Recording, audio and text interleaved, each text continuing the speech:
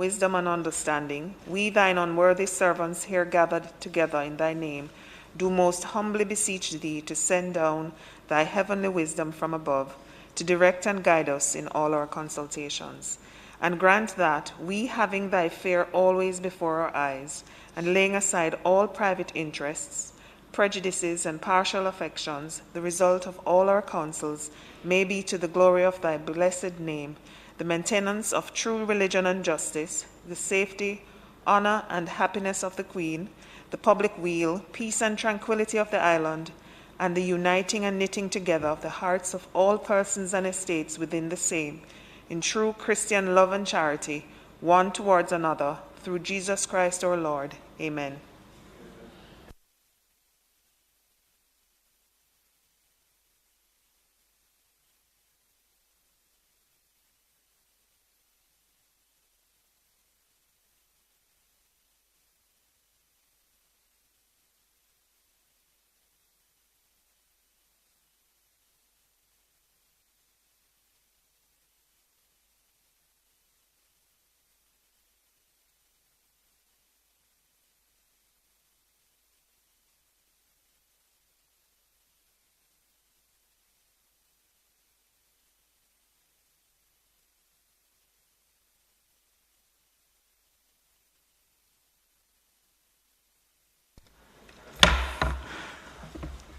This Honourable Senate is now called to order. Senate meeting of Friday, January 14, 2022. And before we get into the order of business today, I just wish to welcome each and every one on their return in this new year, 2022. I trust that you all had a wonderful Christmas and New Year's, and that you have committed yourself to ensuring that as senators in this new year, we continue in doing the work on behalf of the people. To the members of this honorable chamber, Ms. Curtis and her team, Marshall, and each and every one, Happy New Year to you too. All right. Statements by ministers.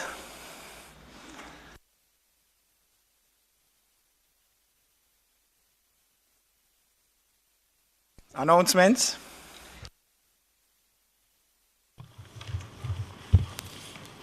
Laid on the table of the Senate today are the following.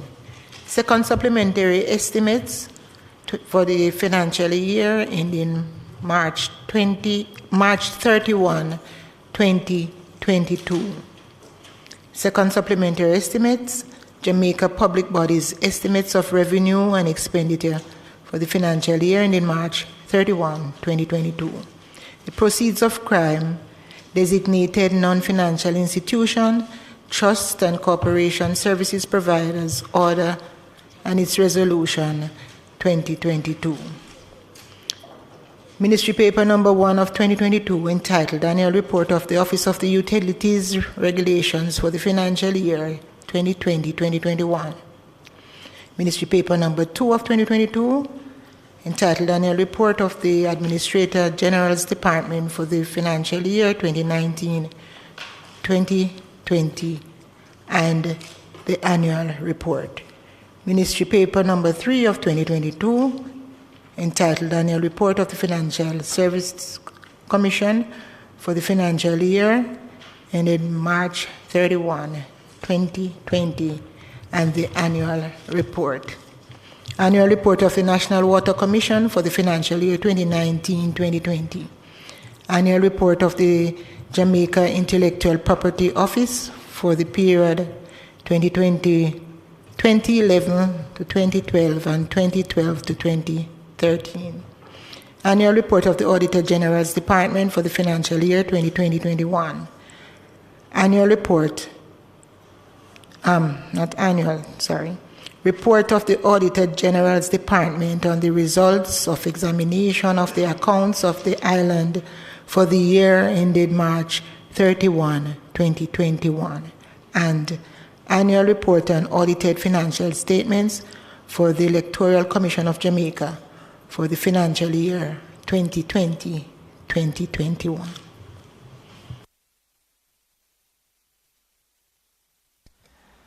Bills brought from the Honourable House of Representatives. The following is a message from the Speaker of the House of Representatives to the Honourable Senate.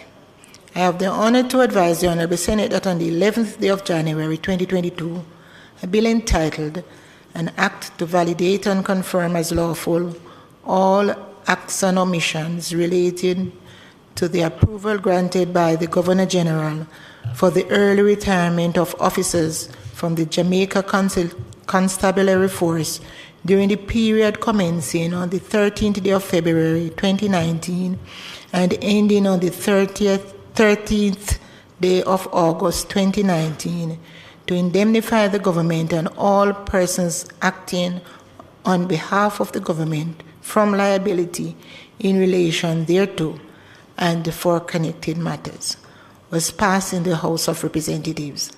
Signed, Mrs. Marisa Dalrymple Philibert, CD, MP, Speaker of the House of Representatives.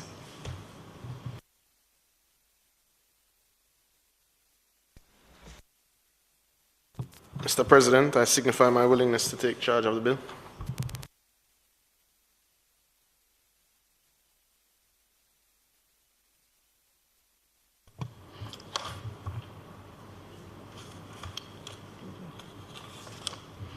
A bill shortly entitled the Pensions Jamaica Constabulary Force Validation and Indemnity Act 2022, read a first time. Mr. President, I beg to give notice of a second reading of the bill.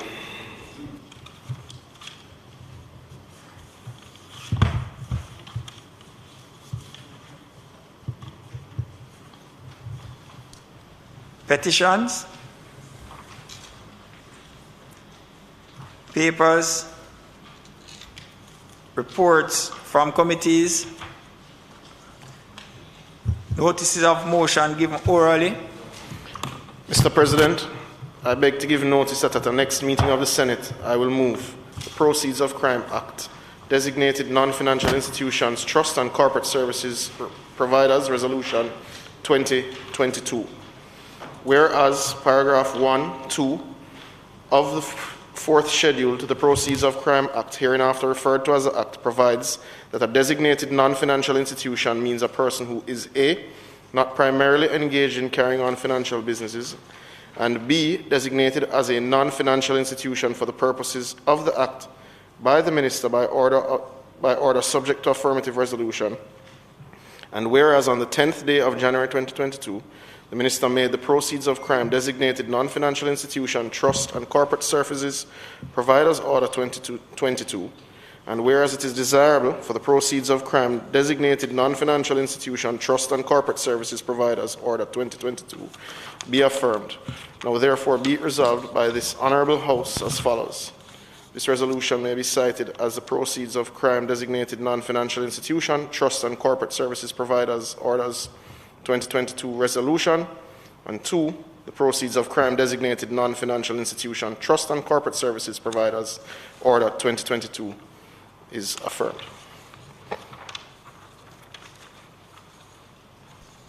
Question and answers to questions. Motions that may be made at the commencement of public business requiring notice. Motions relating to the sittings of the Senate. Motions for leave to introduce bills. Presentation of bills without the leave of the Senate first obtained. Public business.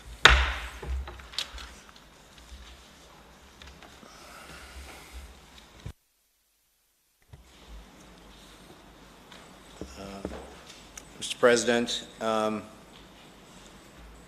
the noble tradition of the Senate, we will continue the nation's debate And today we are favored with 4 speakers. First will be Senator Delroy Williams, who is, of course, the Lord Mayor. Second will be Senator Donna Scott Mottley. Third, you didn't hear the Lord Mayor? Senator, I've been listening to BBC a lot this morning. Third will be Senator Kavan Gayle, and of course, fourth, Senator Lambert Brown. We look forward to hearing these presentations, Mr. President, and I suppose Senator Delroy Williams will start off this morning. Thank you very much. Senator Delroy Williams.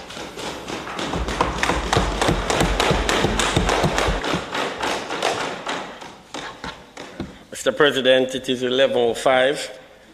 I have checked because I don't intend to go beyond time allotted to me. So I'll be checking and I'll be cutting if necessary.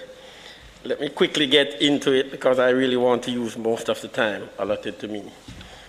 Let me also say thanks to my family for the support they have given me over these many years in politics, first as a councillor caretaker, then councillor, and now mayor of Kingston.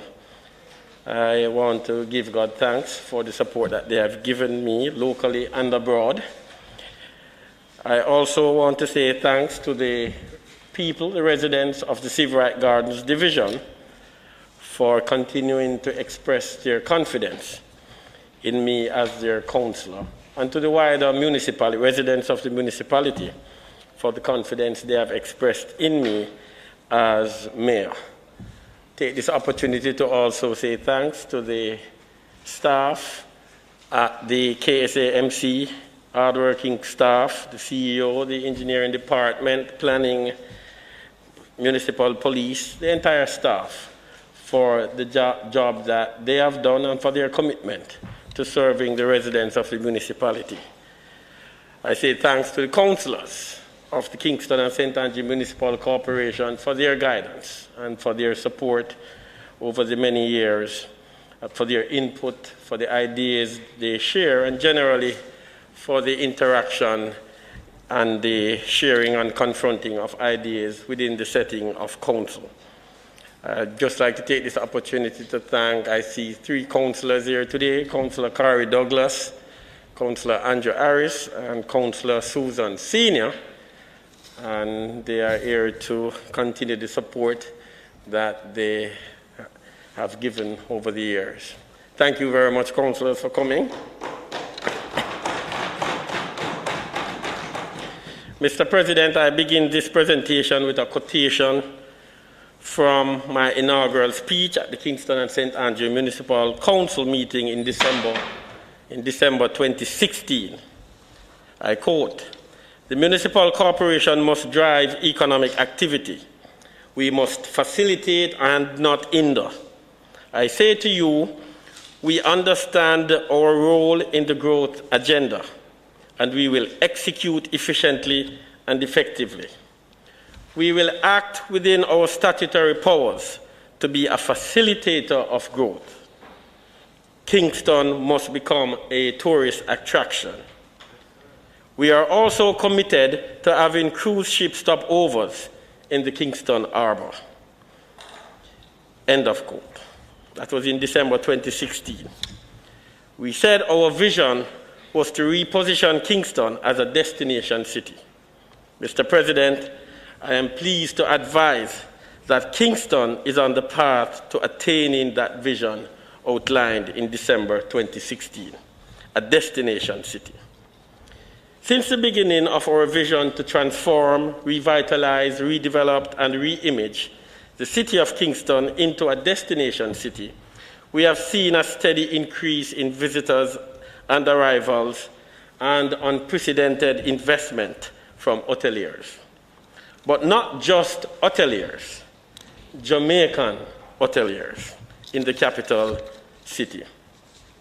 Some of the new developments include our hotel, AC Hotel, Wyndham Hotel, Courtyard Marriott Hotel, Terra Nova All-Suite Hotel, and the latest addition, the soon-complete Rock Hotel on the Kingston waterfront. The hotel is set to open this year. Mr. President, not too long ago, businesses were running away from downtown. We remember the days when former governments could not attract investors, much less visitors, to the capital city. We are changing the narrative. With these hotel investments, Kingston will see upward of 890 rooms added to the hotel industry. Mr. President, although downtown Kingston is on its way back, it's not yet an issue-free investment environment. There are still challenges to confront, but these pioneering companies that have been and are now investing, like Grace Kennedy, like Digicel, like Panjam Investments, with their commitment to bringing a premium hotel and residence offering to the waterfront, can catalyze sustainable growth in which more and more Jamaicans can participate. We salute them and acknowledge that we need to play our part in support and patronage if we want to attain the vision of Kingston, the pearl of the Antilles, the light of the Caribbean Sea. Mr. President, the city of Kingston maintains miles of roads, drains, and bridges over many generations. The road system supports a significant number of trips each day. People traveling to work, school, recreation, businesses, and farmers delivering goods and services, and emergency responders reaching people who need assistance. Mr. President, the amount of revenue available for the maintenance, preservation, and replacement of the municipal road system is far below the annual investment necessary to maintain the current condition of the existing road system. The KSAMC is evaluating the annual investment necessary to maintain the current condition of the existing road system, and 2, the annual investment necessary to result in a general improvement of the current road system over the next 10 years. Mr. President, our administration of the Kingston and St. Andrew Municipal Corporation has placed emphasis on Connector Street Network. Connector Street Network is a subset of the overall road network. Connector streets are a significant part of the road network as they facilitate traffic flow, serve emergency purposes, and critical to commerce. The KSAMC has ensured that there is an inventory of the current road condition of connector streets. Mr. President, an inspection is done on all connector streets every 6 months to assess road condition and general road condition of the connector streets network. This is being done as the KSAMC pursues the position to allocate annually a percentage of its road maintenance fund to preservation, maintenance, and the replacement of connector streets. It is vitally important that this critical subset of the road network system be preserved, maintained, and redeveloped so as to maintain and improve the road condition of this network. Mr. President, in addition to the scheduled inspection of collector streets, the KSAMC has scheduled inspections for all roads for which it has issued a road repair contract. Mr. President, these scheduled inspections will allow the local government to develop a well-informed maintenance and preservation program. In addition, this will also allow us to evaluate the performance of contractors for future purposes. The KSAMC is pursuing an asset management operational approach designed to guide the most cost-effective operating and capital investments, from maintenance through preservation and replacement. This approach will enable the Roads and Works Division to prepare a more accurate inventory of the maintenance, preservation, and replacement needs of the road system.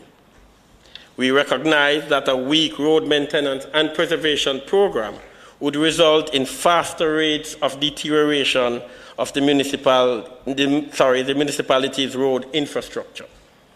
We also recognize that less investment in preservation and redevelopment would result in higher life cycle cost.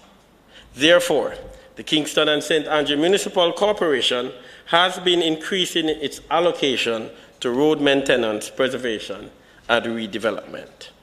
The KSAMC clearly understands that using best industry practices for preventive repair, replacement, and maintenance would reduce unplanned road failures and annual cost. The KSAMC annual allocation to road maintenance and preservation result in well over 60 roadways being repaired annually across the municipality. Mr. President, the management of the KSAMC Emergency Fund, SGR, has also placed the KSAC in a position to respond to risk to our infrastructure. Recent flood rains damaged several roadways across the municipality, rendering some impassable. The KSAMC has responded and effected road work repairs on Balcon, Tolmania, and Lunar in the Norman Gardens and Arborview divisions. Works on Lunar have been completed in the Arborview division, and Tolmania and Balcon are nearing completion sometime next week. Mr. President, I mention this because the KSAMC was able to respond because of our management of the SGR Emergency Fund. The KSAC was also able to effect critical work within the Duane River to protect residents of New Haven. Just want to take the opportunity to just explain what happens in that area. Whenever we have major rainfall, the Duane River at most times overflow its banks. And the residents in the New Haven community along Riverside Drive and other roadways are usually flooded for weeks, in some cases beyond weeks, moving into months. So the KSAC committed itself to doing works from the equalization, from the SGR fund, the emergency fund, to prevent this overflow of the Duane River. I must say that has been a success. And the residents of New Haven have expressed their gratitude for this approach. They were quite appreciative. The KSAMC has set aside funds to continue further works in the Duane River ahead of the upcoming rainy season. Mr. President, these are divisions that are represented by People's National Party councillors. And I say that for a particular reason. Because there is a belief that the KSAC operates in a partisan manner and that our allocations are partisan. It's on a partisan basis. That is a lie from the pit of hell. That is certainly not true. All these three divisions that were affected in the last rainfall, major rainfall, were represented by PNP councillors. And we spent from the equalization fund upward of approximately about roughly $50 million to effect repair works on these roadways. $50 million spent for a municipality is a lot. So I just want to dispel this argument that we allocate funds on a partisan basis. No, we don't do that. If some other people used to do that, that's them, not us. And we stand by that. We were also able to impact the lives of many residents in the Kintyre division. Now, there is a particular section of the Kintyre division, and I say this to the benefit of other municipalities, where residents were experiencing flooding of their homes consistently. We went there, we evaluated, we looked at it, our engineers came up with a design, and we went ahead and we issued the contracts for it, and it was done. And I must say today the residents are celebrating as the drain design was tested by floodwaters after, and it was a huge success. I visited there myself, and the smiles and joys were worth it. Mr. President, that is what local government is about, impacting lives in simple ways, in very local ways, making meaningful local interventions with huge impact. This is the pursuit of the administration I lead. There are many such more projects that I could speak about that have brought about the tears of joys, the laughter of accomplishments, and the happiness of success from residents. We will not relinquish from our commitment and efforts. We will not be disturbed or perturbed. We will not be swayed by noise or resignations. Our conscience remain as true to duty as the needle to the pole. We remain steadfast and focused on the vision and committed to using the limited resources at our disposal to impact communities and the lives in meaningful ways. Mr. President, I now move to the issue of disaster risk reduction. Large sections of the municipality are impacted by landslides. Landslides can have devastating impacts on lives, livelihoods, and infrastructure when they occur. Eastern St. Andrew has a long history of devastating landslides, including that of Judgment Cliff, which destroyed an entire village. The recent tragedy, October 2020, in Shooters Hill, is a stark reminder of the risk slope instabilities pose for the built environment and lives. Due to the unpredictable nature of landslides, it is important to understand where they are before they occur and the risk they pose in order to better manage them and inform development and land use planning. Eastern St. Andrew and the bordering parish of St. Thomas are extremely prone to slope instability. Slope instability. When this is combined with poor inappropriate land usage, poor building structures, and vulnerable communities, this leads to disaster. It is against this background that the KSAMC entered into a collaboration project with the University of Chester, Mines and Geology, the Office of Disaster Preparedness and Emergency Management to conduct a study into slope instabilities.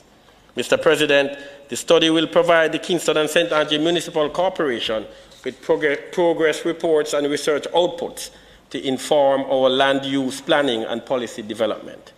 Some key progress has been, 1, undertaking of the most detailed geotechnical assessment of soils and rocks for sections of St. Andrew and St. Thomas to be used for land use spatial planning.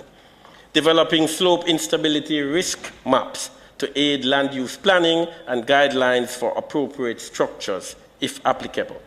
There is evidence of additional slope failures in and around the Shooters Hill landslide. More detailed geotechnical investigation beyond the immediate active landslide have been completed to inform land use planning and zonation. Further landslide susceptibility mapping has been done for Kingston metropolitan area. This indicates a number of areas with a high probability of failure, provided there are triggers from heavy rainfall and/or earthquake. Maps, imagery, and databases created as part of this project area are available to the KSAMC for use. Mr. President, Buildings in areas which are prone to landslides need to be designed and constructed with suitable disaster mitigating features. In addition, the sustainability of such structures and their impacts on the environment also demand due consideration. Land zonation and development of areas need to take into consideration the susceptibility to slope failure. Mr. President, this is the position of the KSAMC. No further further development is restricted in these areas.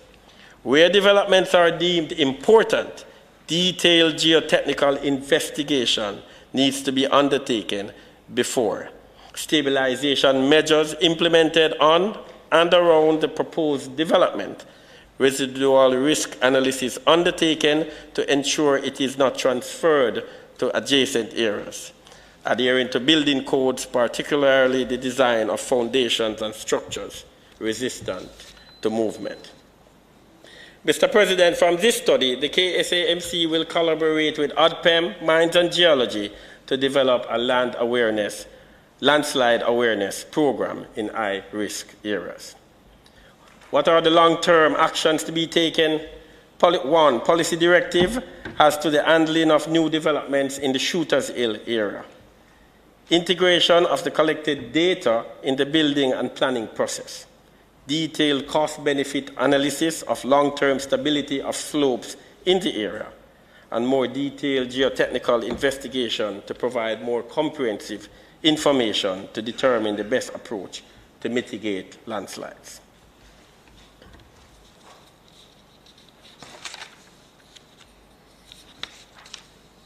Mr. President, the Kingston and St. Andrew Municipal Corporation continues to strengthen partnerships and relations across the region.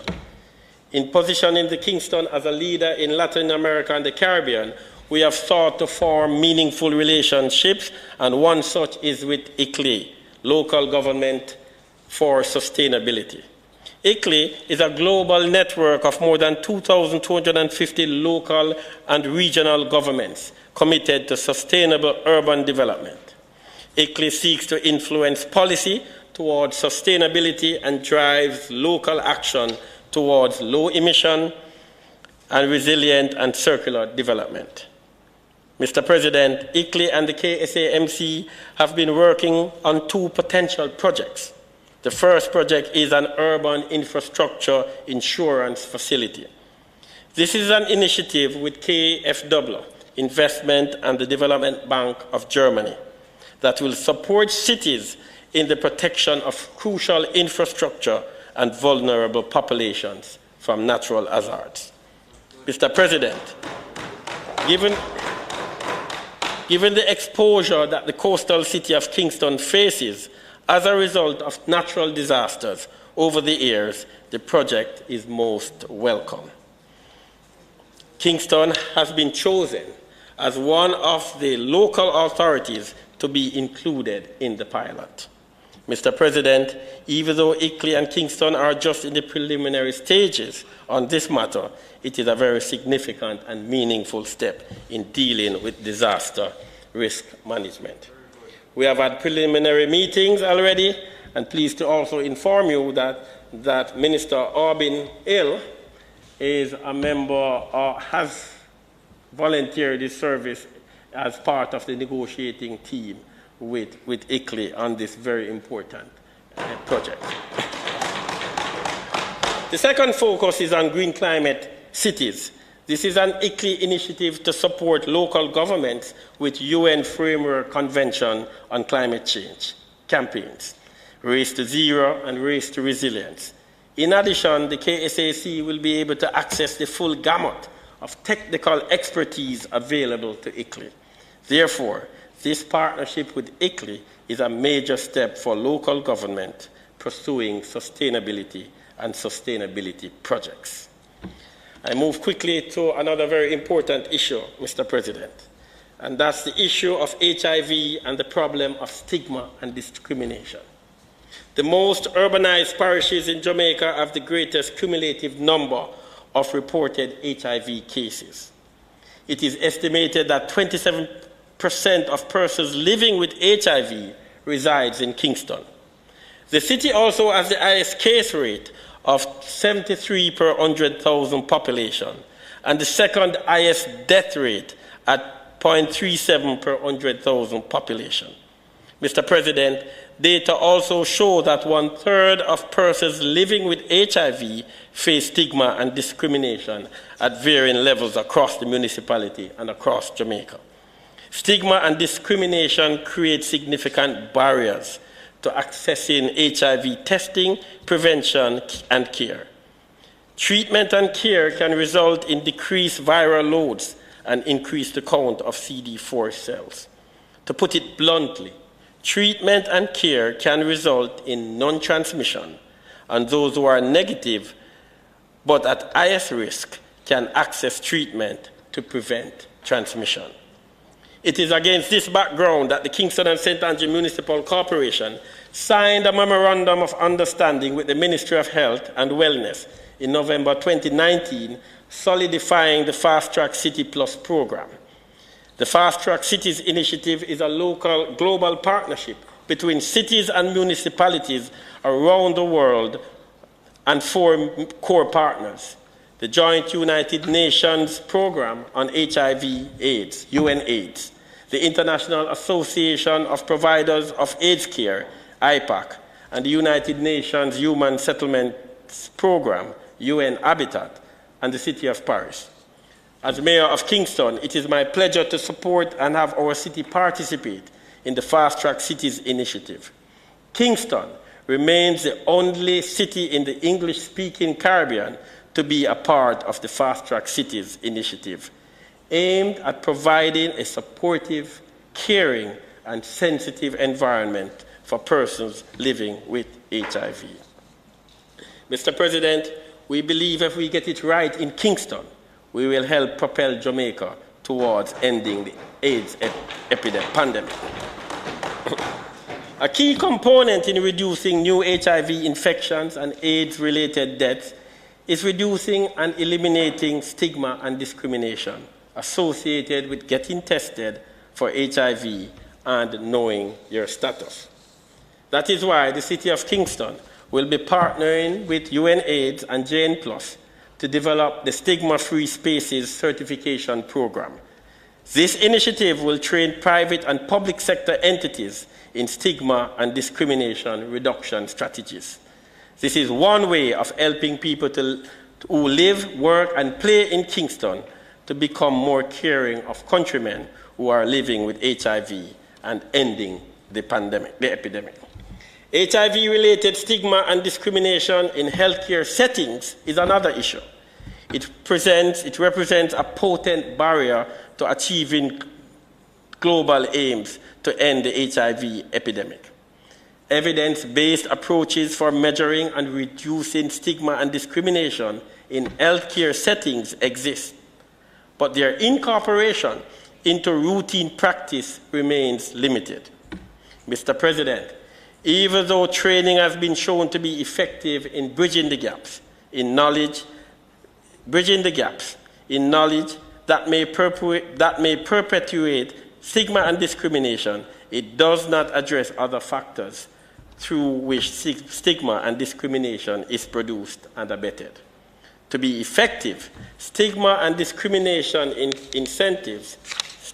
interventions that target individual attitudes and behavior must also consider the prevailing processes with healthcare organizations and how these processes mediate the translation of knowledge gains into outcomes such as reductions in stigma and discrimination and changes in organization practices.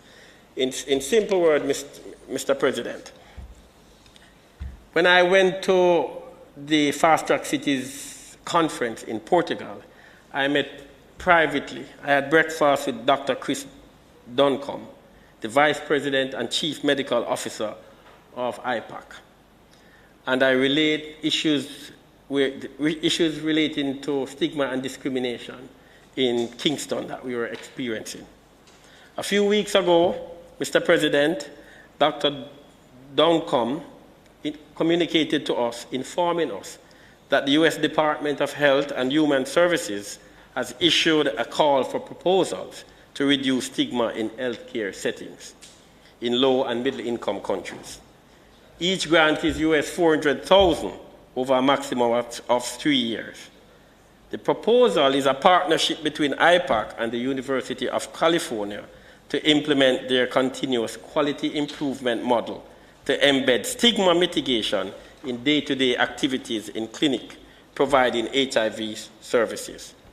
Kingston is among the 4 cities tentatively selected.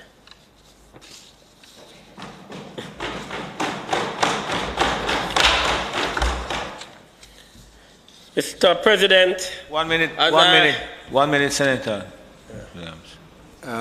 Mr. President, the Speaker's time has elapsed, and I'm going to ask you to give him a few extra minutes, which he has agreed to complete his presentation. Thank you. I think that there's an arrangement in relation to the time structure. So the question is that the Speaker be permitted to complete his presentation within the time agreed. Those in favor? Against? Mr. President, I now move to a matter that is very sensitive, and it's in relation to the building approval process and the planning permission process. And I believe you have to allow me the time to, that this is very important to the residents of the municipality. Just to outline that there are 2 processes, and most times people believe it's a single process. The planning permission process is a separate process from the building approval process. The processes are fraught with issues for many, many, many years. There are issues, there are perception of corruption, but there are many issues that are issues related to not to corruption. There are many issues that you have to deal with in the process that are not related to corruption.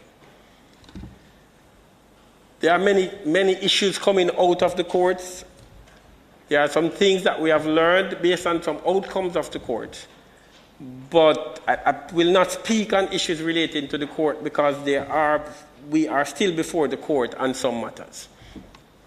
But just to say that arising out of this, we wrote a letter to the Most Honourable Prime Minister through the Ministry of Local Government asking for an interrogation of the entire building process and planning approval process. Not all the way to the approval, but beyond the approval all the way to the issuance of strata titles. So our interrogation of the system was beyond the KSAMC. It was saying, Most Honourable Prime Minister, please take this interrogation all the way to the issuance of strata titles.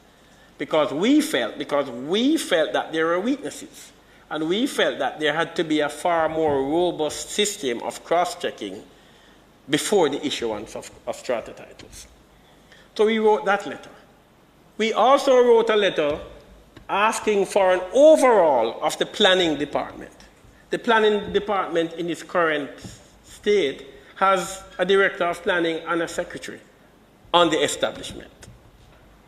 That is, in these days and in the environment that we are in, that is not appropriate to deal with the demands placed on the KSAMC from the public. So we have asked the Most Honourable Minister with responsibility for planning to look at the restructuring of the planning department. We have made our proposal in terms of the creation of 2 units, the Sustainable Planning Implementation and Monitoring Unit and the Development Applications Management Unit. 2 separate units should be created within that department. We also made some recommendations. We made our recommendations in terms of, we said that there were to be mandatory inspections for every single development that we approve. A mandatory inspection for once every 3 months. We also said that there ought to be inspections at different stages of development, separate from the mandatory inspection. So when you're past the foundation stage, that's an inspection. And for every single floor you go, we had to have an inspection before you move on. And so we believe a really strict inspection regime would solve many of the problems we face and many of the breaches that occur, and we learn of them far into the development. So we believe that that was good. We also said that no single building officer would manage an application from start to finish. And I'm pretty sure you know why we would do that. So we would have at least 3 to 4 building officers managing a particular application from start to finish, not a single one. We have also asked the Chief Engineering Officer to submit at the last working day of each month a detailed list of building works taking place across the municipality. We should include everything, inspections, breaches, actions taken, and so forth. Every single month we have asked for that. We have also asked that no application should come to the committee without the notice of intent to construct evidenced, so that we know that the residents would have been aware of the intent to build in that at that particular location. It must be posted visibly at the site and at the nearest police station or post office. So we have made these part of the changes we're putting in. So I was very surprised after announcing this that and I'm speaking to the opposition senators now, that the minority caucus resigned after all these announcements. And I would say, why would you want to resign after substantive and measurable measures are put in place to address the building approval process, to address the planning permission process? Why would you resign after hearing substantive and measurable? So that's not grandstanding. The measures we have announced are substantive and they are measurable. You can measure them. So you can come the next 2 months and say, what you have done here, let's measure them. Why would you resign? You resign after we have announced this, and you resign after we have said, let's go to the next sitting of the building committee to discuss the measures, where you can now interrogate the measures and you can now propose your own recommendations. So to date, I am unable to understand the reason for the resignation. I'm trying to fathom it. And I'm saying this to the opposition senators because speak some sense into your colleagues. It makes no sense. They wanted the debate at the council. The council is limited in terms of a debate. At a council meeting, you're not able to have exchanges. You can only speak on an issue once. So after you have spoken, you can't say anything on the issue again. So that's not. So go to the committee, because the committee, you can have interactions. You can go back and forth in the committee to get clarity and to find solutions. Furthermore, the committee allows for external members who are not council members. The architects and the engineers and the Master Builders Association and all the other agencies who are not members of council, they can participate in council, and you do want them to participate in the discussion because they are a major part of the process. So I am still trying to figure out why would you resign. But I end by saying this. You know, in 2014, the entire building committee resigned under the stewardship of the majority was the PNP at the time. Under Dr. Angela Brownberg mayorship, the entire building committee resigned. So it's not the first they are resigning. And what happened after the resignations? Nothing. Nothing. They did nothing. So now we who are doing something, and as I've said, substantive and measurable.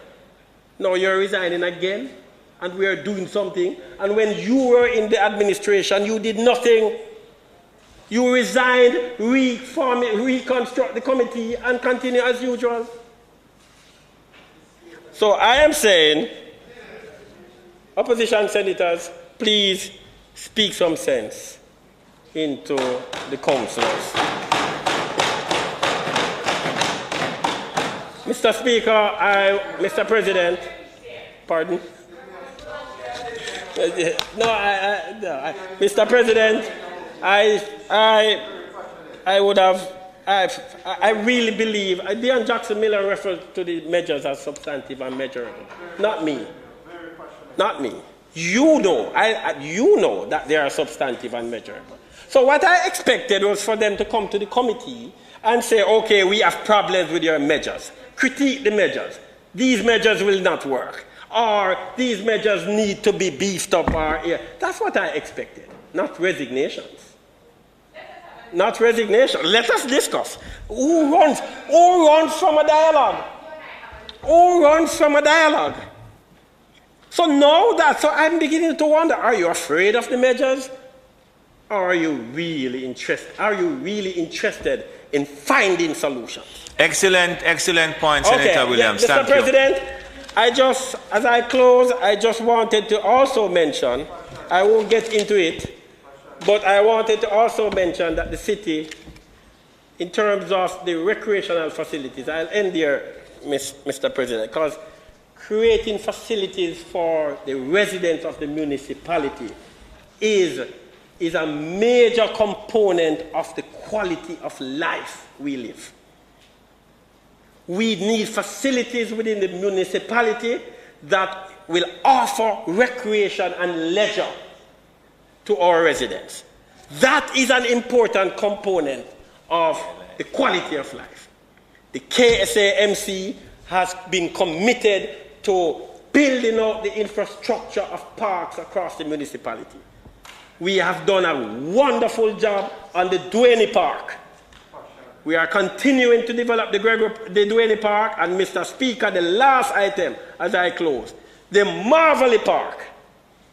If you look at the Marvelly Park now, it's a dust bowl. I say to you that the next major project in terms of recreational facilities in the Kingston and St. Andrew municipality is the construction or the build out of a major park at the Marvelly Park. Dr. Nigel Clark, the Honourable Minister of Finance, is a critical part of this project. And so Mr. President, as I close, I just want to say to senators, I can't mention the other things now, like the markets and the Red Rose Fish Market and the Jubilee Market and the Pernell Charles Arcade and the St. William Grand Park. All these works coming. I won't mention that. And they're coming because the shrewd management of the resources of the municipality.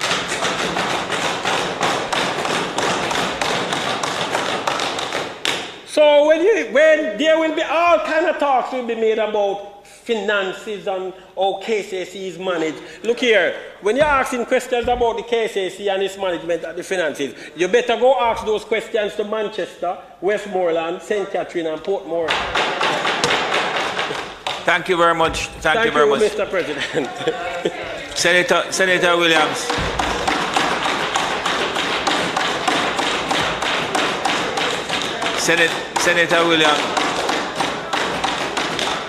Senator Williams, I need to tell you that some of the persons who have been allotted selling space at the Duhaney Park Market, Duhaney Park, that park there, are complaining that the section given to them is very small. I'm just bringing that to your attention. But they appreciate it, but it's small.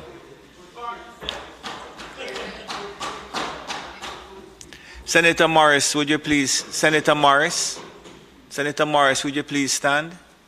Would you please stand? Happy birthday. I know you're trying to hide behind there, but I've caught you. Thank you, Senator Williams.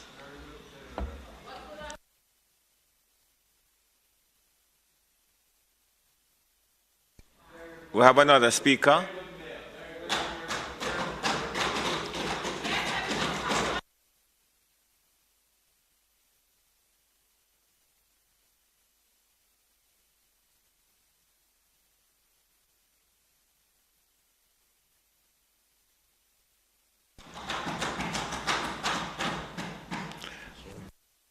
Thank you very much, Senator Scott Mottley. I recognize.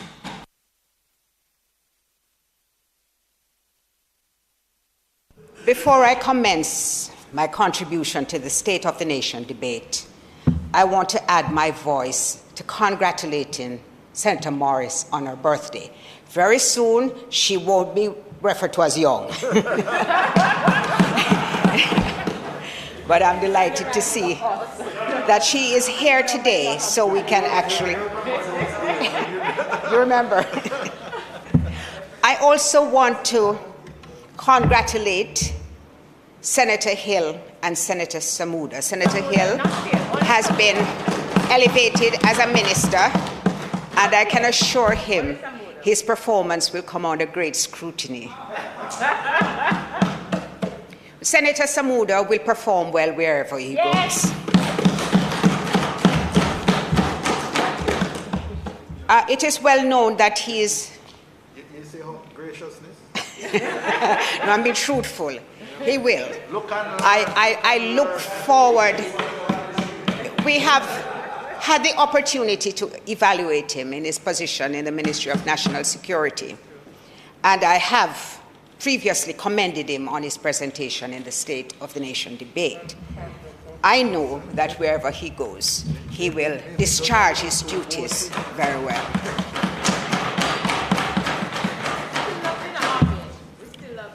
Mr. President,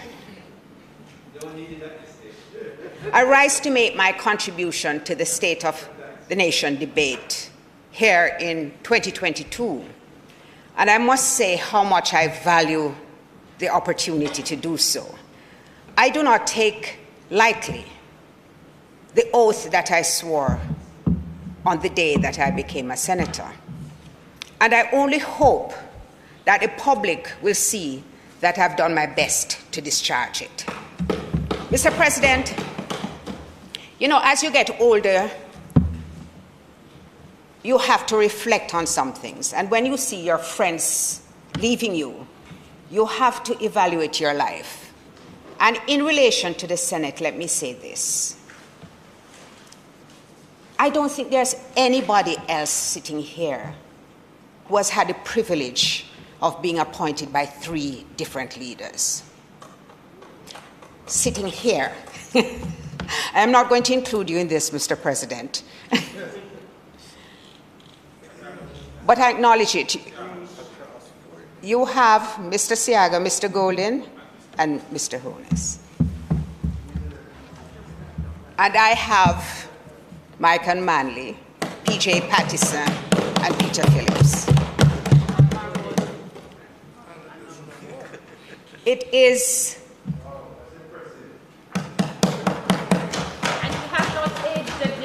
And I have not. I keep on telling people I went into politics as a teenager. So you have to judge my age from that. Mr. President, I would like to thank you, to thank my colleagues on the government side, and of course my colleagues on this side for the support that I have been given. I also thank the staff of the House of Parliament who continue to assist us in making our contribution. But I want to dedicate this presentation to some women. Firstly, my mother, who is 92 years old and will never hear me speak because she only listens to MSNBC. To my second mother, Elaine Melbourne, who I met when I was a politician, and she headed up JCDC, Jamaica Cultural Development Commission. She continues to mentor me even at my age. To Millicent Lawrence, my housekeeper, for her support. And to Miss Valerie Curtis, who in her ascension to the honored position of the clerk to the Houses of Parliament has demonstrated how you can lead with humility. To Senators Fraser, Binns, Allen, and Morris, my sisters/daughters, as they could be both.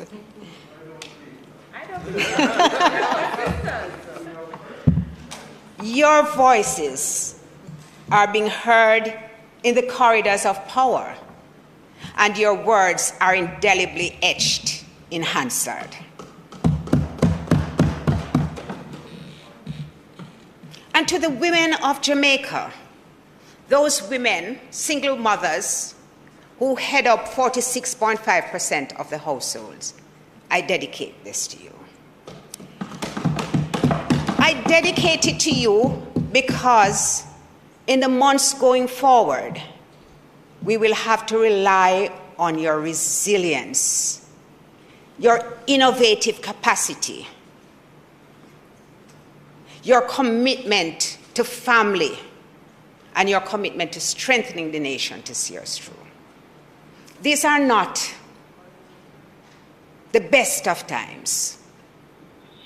Not the best of times for women, not the best of times generally. We are going through a very sad kind of situation and struggling with some things.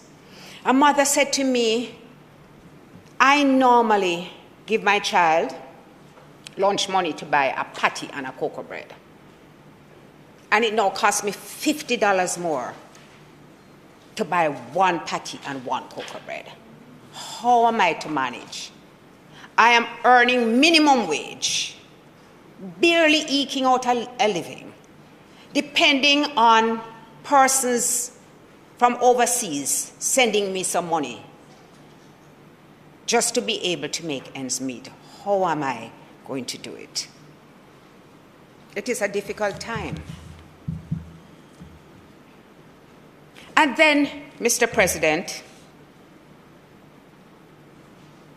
the murders. Not just the murders, not just the killings, but the way in which these killings are being carried out. When you have to be mourning little children, babies, 5-year-olds, 10-year-olds,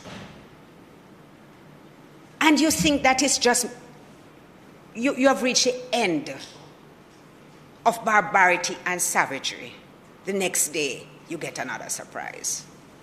And you know, there's something about the incident in St. James yesterday that touches a lot of the core of people. Because the little boy whose throat was slashed is said to be autistic. And you say, how do we reach that stage of just brutality? You see, I don't want to minimize any death. But when a stray bullet catches a child is one thing, if you understand what I mean. Please don't take it out of context. But when somebody goes and takes a knife and slashes the throat of a 9-year-old, we have to do some deep contemplation. And you know what I feel, Mr. President? Even as I depart from what I plan to say, which is not unusual, we have to create a movement. You know, we can't look at crime as community and police and all the entities coming together, but we have to create a movement in our people where we begin to make them feel that everybody has a responsibility, that they could be next, that their son, their brother, their daughter, because now the women and the children are not immune, that all of us are so vulnerable that our duties and our responsibilities have shifted. And informers are rewarded and awarded instead of being despised. We have to get our artists to be part of that movement and indeed to lead that movement, because we are in serious trouble. And this is something that no one side, no one entity can resolve. We all have to be united in that change.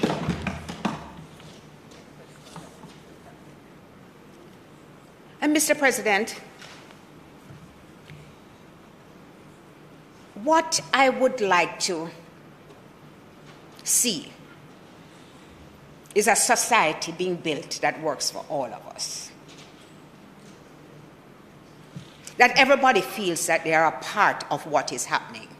That we don't approach it according to what party we support, whether we are opposition or government, but in some ways that we all have a sense of belonging and we are participants in our vision of Jamaica being the place of choice to live, raise families, and do business. When I thought about this presentation today, one of Peter Tosh's songs came to me. He said, everyone is crying out for peace.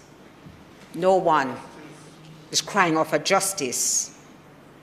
I said, if the one is crying out for peace, I said, no one is crying out for justice. But there will be no peace till men get equal rights. And after the cabinet reshuffle features here because Minister Floyd Green was returned to the cabinet. And there are several people in the government who are well liked on both sides and admired on both sides. I did not see that Senator Crawford was here, but I hear him now. Enter the chamber. And I agree. Several is a stretch. One or two. You know, I have to say, Mr. President, that I don't take any issue with his return to the cabinet. I believe that he was doing a very good job in the position he had held. But what is concerning to me is how the issue has been handled.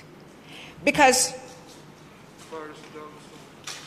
when that video surfaced and that group of persons were mocking those of us who were being obedient and keeping the law,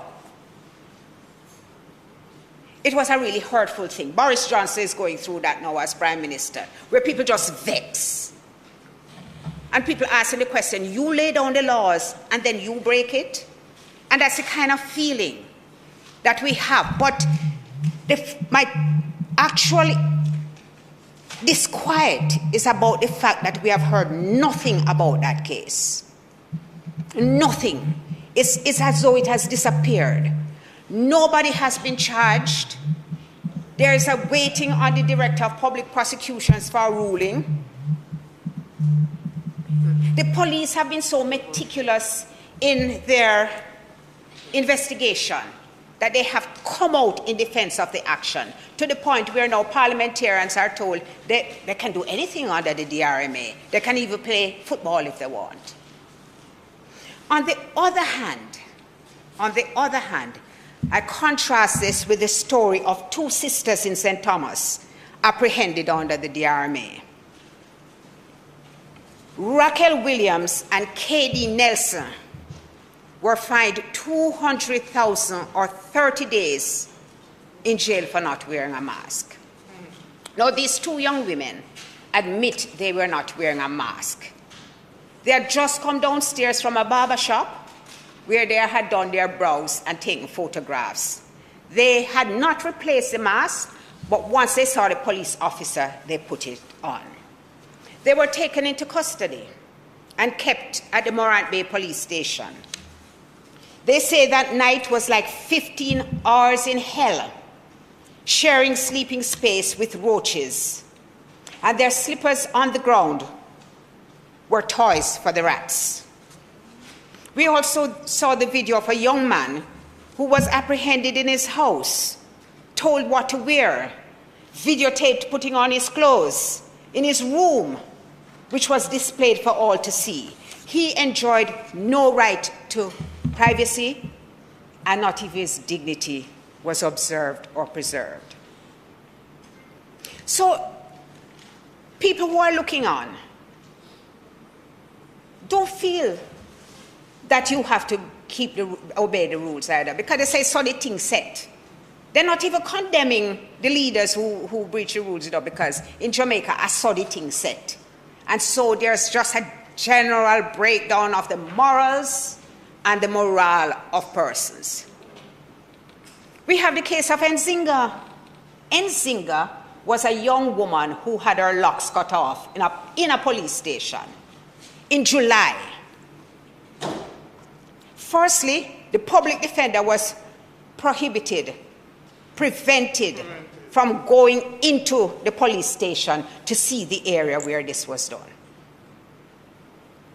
The Prime Minister and the Commissioner of Police said they were going to order a high-level investigation into the incident because of the outcry, not just locally but internationally.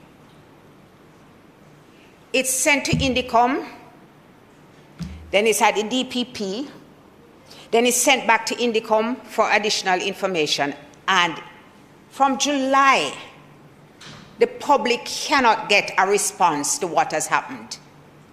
What are the findings against Nzinga? No, you have to understand that it was in 1963 that basically Rastas were all despised. And in spite of the fact that Bob Marley, 1963 was the Coral Gardens riots. Sir Alexander Bustamante was the Prime Minister. And he really called for all Rastas to be brought in, dead or alive. Even though we speak so about Bob Marley, a lot of middle-class Jamaicans will never accept him. So if it's a petition to make him national hero and people have to sign it, it's not going to happen. And that is why some Rastafarian communities feel that Nzinga's locks being cut demonstrates the discrimination that they experience daily and reveals how despised they really are in the community. I hope that very soon we'll have the results of that investigation. A lot of women inside this parliament wear locks. Lot. Maybe 3 can be a lot. And I'm not going to go any further on that except to say that it matters. We want that report. We want that report. And people are looking on. The international community is taking note. Mr. President, I want to turn to an area of my portfolio responsibility. And today I want to call for an urgent revision of the sex offenders registry. The registry was established in 2014 and is managed by the Department of Correctional Services. As at August 2021, there were 331 persons registered. So you see, over that time frame, only 331 persons registered. So persons convicted of incest, rape, sexual touching or interference, sexual grooming of a child, sexual intercourse with a person under 16, and persons convicted of grievous sexual assault are amongst the persons who can be registered. And those persons are registered by order of a judge in the Supreme Court, the Circuit Court, or the Court of Appeal. Because the court can give some exemptions. If you make out a special case as to why you would not like to be registered, and it's a powerful case, a judge can actually hear it and agree. So I want to get to who can access the register, because that is where I am concerned. Only police persons engaged in professional counseling of sex offenders, persons managing educational institutions where they are enrolled or seeking to be enrolled, persons managing facilities that treat vulnerable persons, as well as prospective employees or employers of sex offenders are allowed access to the registry. And I don't see how that helps us. I don't see how it helps the rest of us. Because I'm going to give you a real example. with a little twist to it. If Kevin Smith, if it had been known that Kevin Smith was a convicted sex offender at 27 years old, would the history of that church in Montego Bay be different? And I said that. I made a point that if he had been convicted here, because I know that at this point in time, we don't have that kind of mutual relationship with a country where there are sex offenders coming to Jamaica are required to register here. But I use it as a strong point to ask you if he could then have started a church, could have had that sway over so many people. And the fact of the matter is, we don't know if there are pastors, school teachers, persons in positions of authority, persons who are interacting with little children who have been convicted. And that is my problem. So if I am next door to a serial rapist or a serial molester and I have young children, I am not aware that I have to take special precautions, because maybe I wouldn't say, call him Uncle David. That's fine. His Uncle David come to see you. Maybe I wouldn't say so. Maybe I wouldn't say, Auntie Miriam, come. Because I would then know that I have to be alert as to what might happen to my child. So I'm calling on the government. Let us look at it. In Trinidad and Tobago, they have made the information public. You can go to our website and access the information. When I go on Google and I Google a state, I can see the person's photograph, I can see the details about them, and I can know what offense they committed. So if they have exhausted all their rights to appeal, so you know it's a solid conviction, I think we should be able to know that the person is a convicted sex offender and protect our children, both girls and boys.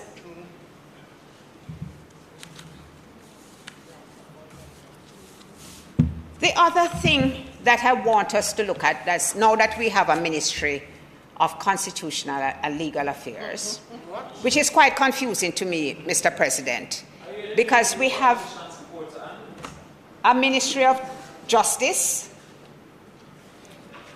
we have now a Ministry of Constitutional and Legal Affairs, and we have an Attorney General.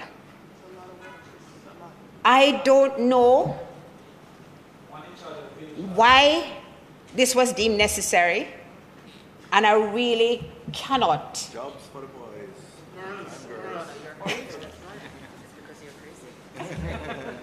I am waiting with bated breath to see exactly what the duties are, what his responsibility is. Senator Brown, I am hoping that this ministry has not been created to approach the Constitution in a particular manner, because the minister had said that we had to abrogate, infringe, and abridge persons' rights.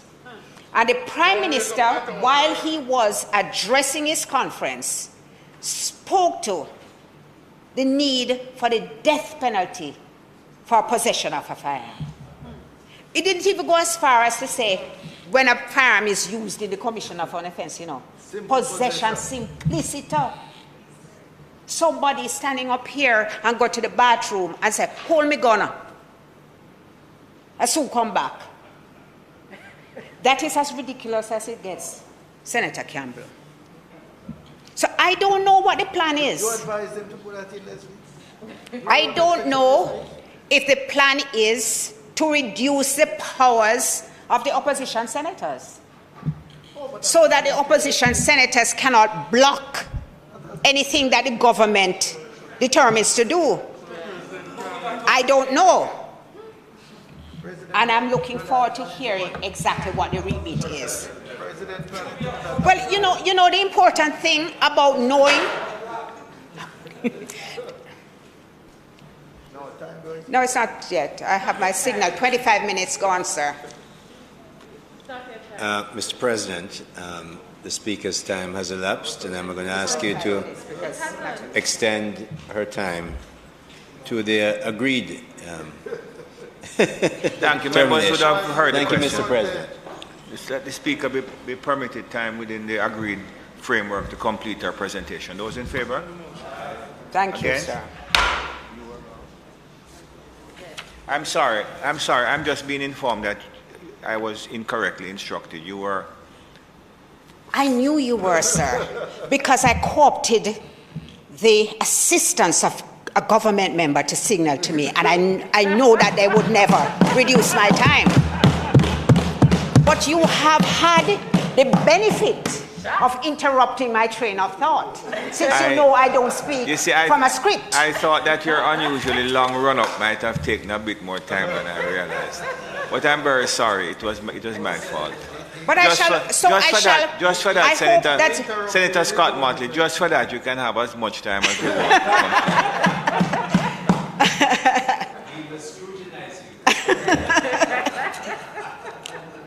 I'm going to move on very quickly, and I want to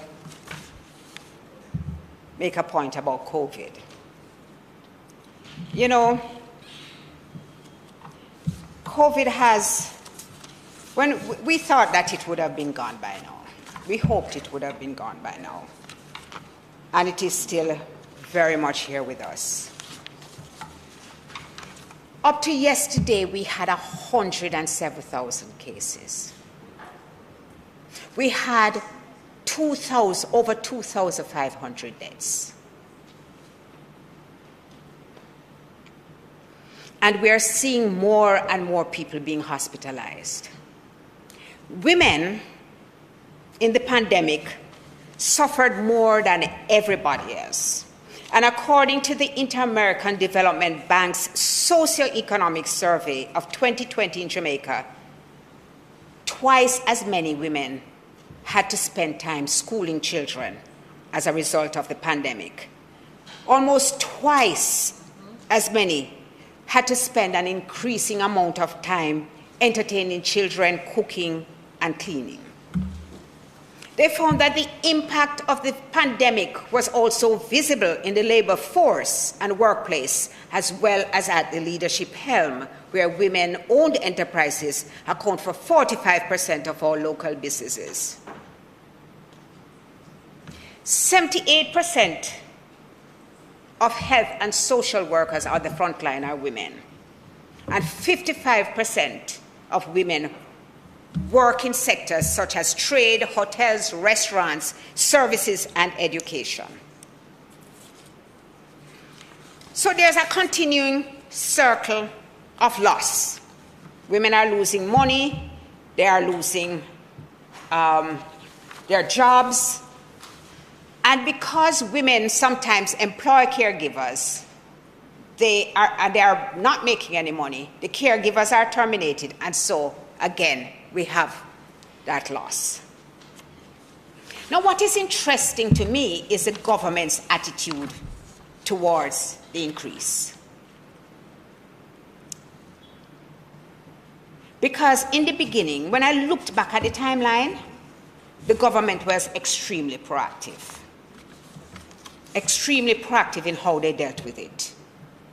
By March 11th, when Jamaica confirmed its second case of COVID-19, things moved into place. March 11th, Finance Minister announced that up to $7 billion in contingency funds will be set aside for COVID.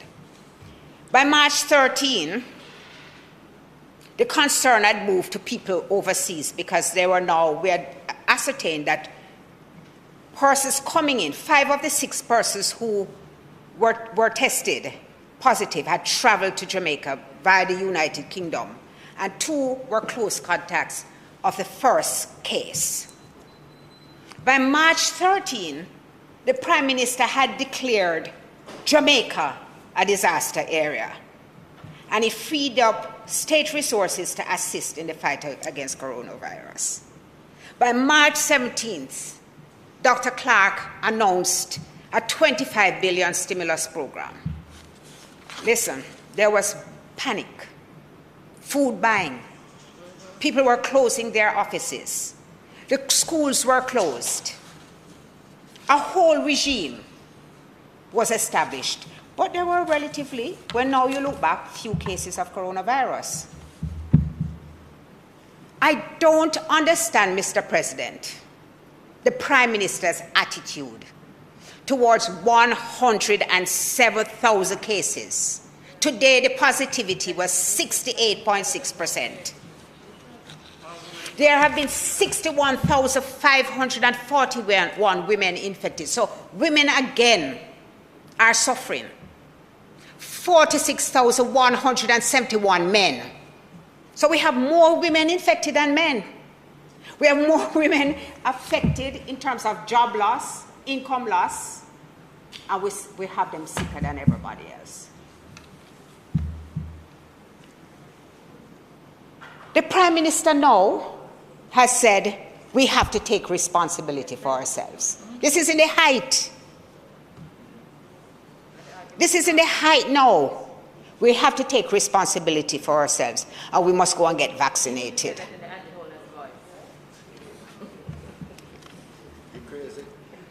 You're crazy.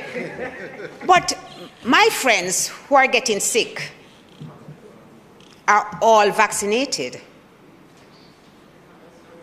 So vaccination, as we well knew from the start, was not a guarantee you would not get sick. What we hoped and still hope is that when you get sick, it is mild. But I have to ask myself the question. When I'm told by the Prime Minister that there's a certain amount of beds allocated for COVID, and after that? So suppose a health worker, a doctor, a police officer, a mother, a father, a son, vaccinated, they're seriously ill. How do you determine then whether or not you need to make a bed not dedicated to COVID-19 available to them? Prime Minister, I want you to rethink some of the things that you are saying. I really think that when you said that, what you did was throw up your hands in the air and abdicated your responsibility as Prime Minister. And because my time is running out, Mr. President, I make one last point. I feel obliged to. I do not know why the Maroons decided to make me an honorary Maroon. But in 1990, Colonel Harris of Moortown, in a ceremony, made me an honorary Maroon. So I want to say just make just one observation. Yes, he was a laborer. So, Mr. President, what I do know is that the Maroons have always lived separate and apart. Even if they go out and they work elsewhere, they know that they have a sense of belonging to the Maroon community. They have always elected their chiefs and their colonels. They have always had a cabinet. They have always prided themselves on their separate culture. They have always been respected for and granted, not challenged, for a certain degree of autonomy. In fact, Mr. President, the Prime Minister tweeted in 2019, this is his tweet, "On this day 281 years ago, Captain Codger proudly stood and watched as emissaries of the defeated British forces ascended to a compound to sign a treaty that would establish the community as on equal standing with the then British-led government. The treaty was between two sovereign nations and surrendered to the Maroons of a compound town, lands with defined borders and agreed political establishments. Today we celebrate a man who understood his mission and purpose as the freedom of his people and their right to self-determination. Let us, like Kojo, rise up to action in the interests of our people. That was said by the Prime Minister in 2019. Who said that? I don't know what has happened. I don't know what has happened now where there's this turnaround. I don't know what has created this hostile reaction to the Maroons to the point where there's a directive that they must be deprived of resources. And I find it very frightening that you could have a disagreement which results in the government withholding resources from a community. I don't know what is really meant by this sovereign nation and this sovereign state. And I think that is where the conversation must begin. So we have a clear understanding as the boundaries. I am sure that every Maroon who travels has a Jamaican passport. To start. And it is significant, Senator Hill, because it assists the discussion as to whether they are a state within a state. I am suggesting that the Prime Minister reconsider his directive, which is disturbing to me, because it means that if people disagree with him, this is how he intends to treat it. If Trenchtown, or let me not use Trenchtown, if Tivoli said, we run things down here and nobody can come and tell us what to do, if they conduct their own trials and carry out their own punishments, if they use their own resources. You can't have a state in a state. Sorry. You cannot have a state. Donna, I think you're interrupting the speaker. You're interrupting the leader of government. I am going to make a suggestion, which I hope the Prime Minister will hear. I'm going to suggest that he has a conversation, not him, but Minister Grange be the person to start the conversation. And I say Minister Grange because she's a seasoned politician who understands the nuances of the conversation, and she has a strong appreciation of the culture of Jamaicans in general. It's not only 2019 that the Prime Minister has gone up there, you know, Senator Hill. He went there in 2016 too. So, if he's a different leader, based on his pronouncements on COVID, based on his pronouncement on death penalty for possession of guns, and based on his pronouncements on this matter, we have to reconsider some things.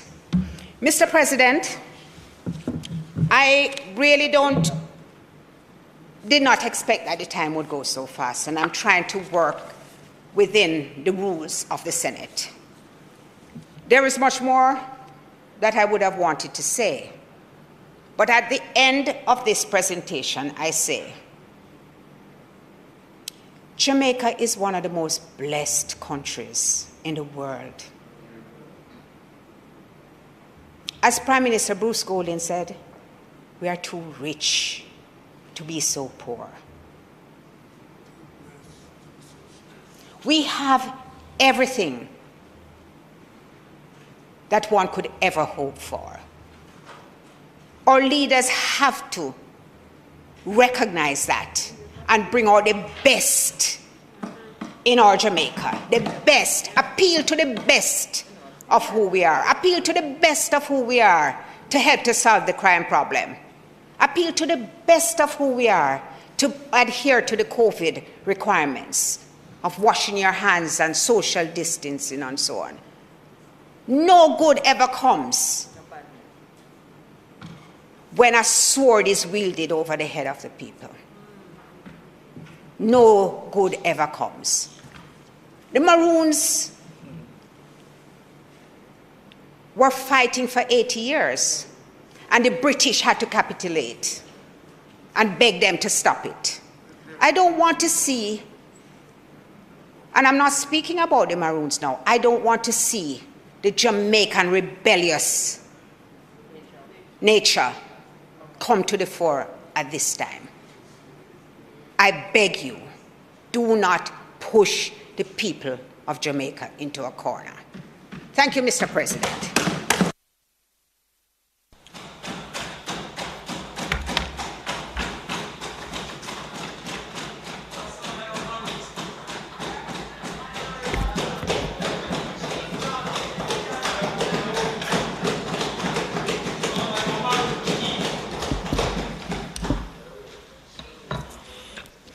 Thank you, Senator Scott Mottley.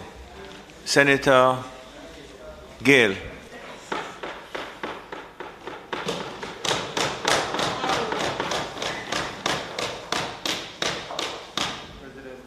Thank you, Mr. President. Mr. President, before I begin my presentation, I too want to express and congratulate my two Senate colleagues for their new appointment. And it's, you know, there's a saying that you are rewarded for hard work with more work. But we know that given your creativity and versatility, you are going to do very well in your new roles. Mr. President, today I rise to make my presentation in the State of the Nation debate, and I want to commend the other speakers for their contributions. Mr. President, in offering this presentation, I must say thanks to the Honourable Prime Minister, Mr. Andrew Holness, for the confidence that he has reposed in me in requesting that I continue to serve in this Honourable Senate. To my dear family, my wife Christine and my sons Krishna and Corey, I thank them for the tremendous support that they have given me throughout the years. To my additional family, my family that I engage with on a Friday, my Senate colleagues, I want to say thank you for the support that you have always given me, and you have kept me grounded. Mr. President, I want to acknowledge my own team at the BITU, an organization that I have served for 35 years. I thank them for their support. And I was recently asked a question if I'm going to die as a trade unionist. And I responded by saying, serving the working class is what I live for. Mr. President, I'm using the opportunity to wish everyone a safe and prosperous 2022. And I want to thank the staff here in Parliament for the work that you continue to do. We could never do this without you. President, the theme of my presentation is rebuilding our country through labor. And I want to say that, you know, the social and economic studies have shown that the development of this country has been built on the backs of the working class. And every time we celebrate and recognize success, every time that we achieve something, we must remember the working class. Mr. President, today I will use my presentation to address some areas of focus for the working class. Let me use the opportunity to commend the workers of this country for the tremendous sacrifice they have made. Mr. President, for their significant and unstinting contribution to nation building, there's no doubt, Mr. President, that if we are going to rebuild this country, we are going to rebuild it with the support of the working class.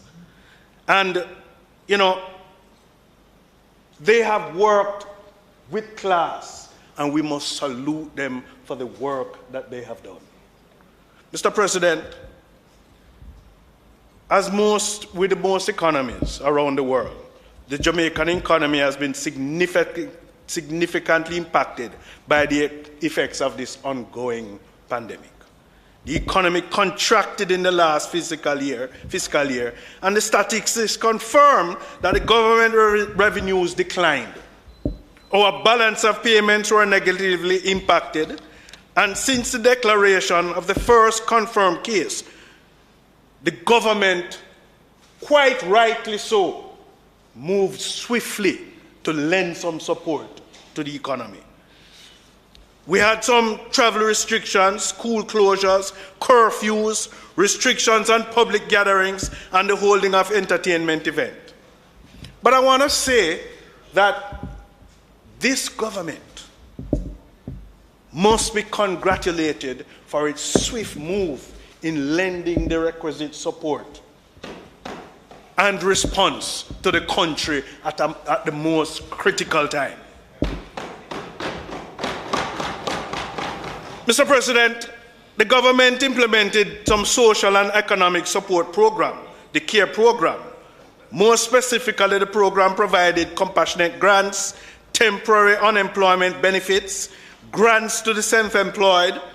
The CARE program also incentivized employers in targeted sectors to remain connected to their employees. Among other measures, the CARE program provides support for the sick, the elderly, the disabled, and those who are economically vulnerable pre-pandemic by supplementing existing social benefit programs. Mr. President, it also went and requested emergency financing from the IMF in the amount of some 520 million. The Jamaican government, sir, throughout its economic program and its track record of implementing reforms, has resulted in a stronger and more resilient economy. As a country, we have responded to that phase of the pandemic. We have responded very well, and the government should be commended for this. Mr. President, I am of the view that we are at the most critical stage of the pandemic. This is the vaccination stage. We are now in 2022 and facing the battle of our fourth wave and having to deal with the effects of the latest variant of the coronavirus. I want to say to the citizens of this country, if we are going to save lives and prevent the spread of this infectious virus, if we are going to prevent the unnecessary burden being placed on our already stretched hospitals, if we are going to continue to create growth and jobs, if we intend to improve the lives and livelihoods of our people, we must seriously contemplate taking the vaccine. The Ministry of Health has stated, let's get vaccinated and get back to life. Mr. President, vaccination is critical. Let me therefore use the opportunity to recommend and advise that all our citizens who have not yet taken the available vaccine, that they are safe, and I'm strongly recommending and encouraging that they take the vaccine. Mr. President, you know, some organizations have already taken the bold move of implementing vaccination policies. I want to commend my colleague, Senator Don Webby, for the move in what I consider to be a fair and reasonable, transparent vaccination policy in his workplace. And I want to suggest, President, the Confederations of Trade Union supports vaccination policies that are fair and reasonable. And if we are going to protect workers at the workplace, if we are going to have a protection around this infectious disease, then vaccination policies are the way to go. And I want to encourage entities in consultation with their workers and their trade union representative to develop reasonable and fair vaccination policies. Let us as a parliament recognize the contribution of the working class for their valiant efforts during this pandemic. Mr. President, our frontline workers, the nurses, the doctors, the police officers, the attendants in the hospitals, the cashiers, the packers in the supermarkets, the transport operators, our bank workers, Mr. President, our security guards who continue to work long hours to protect life and properties. They were frontline workers. They faced the challenges of the pandemic. They stood up very well. We must salute them.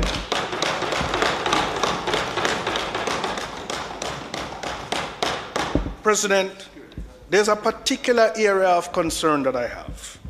You know, employment is a critical economic indicator that impacts the level of productivity in various industries in the economy. And as stated in the International Labour Organization, employment adjustment typically follows economic contractions. Mr. President, we know the extent to which our economy had contracted. We know the extent to which there would have been a reduction in employment. We know the extension to where workers would have been laid off or lost their jobs. We know the impact that it would have created on households. Senator Scott Mottley made reference to the impact on women. They tend to earn less. They have fewer savings. They are disproportionately more represented in the formal economy. They have less access to social protection and are more likely to be burdened with the responsibility of undertaking unpaid care and domestic work, and therefore drop out of the labor force. Mr. President, they make up majority of the single-parent household. The government did exercise mitigation measures aimed at assisting significantly impacted areas of the economy. Tourism, culture and commerce, even agriculture. However, this pandemic has shown the greatest emphasis and a continuous focus must be placed on enabling provisions to help our labor force. So that was then. Where are we now? At the dawn of the new year, Mr. President, our vaccination status was still very low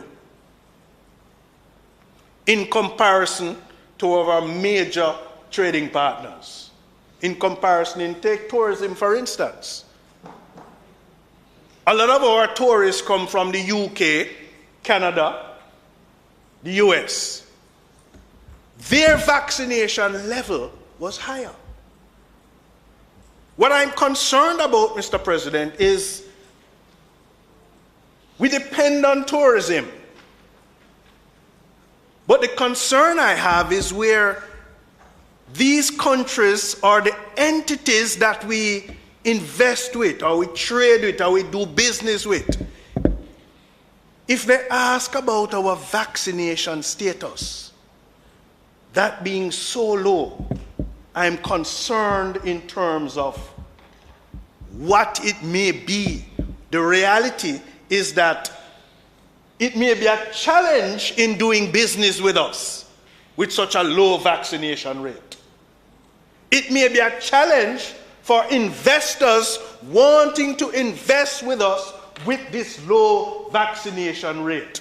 It may be a challenge in doing business with trading partners with this low vaccination rate.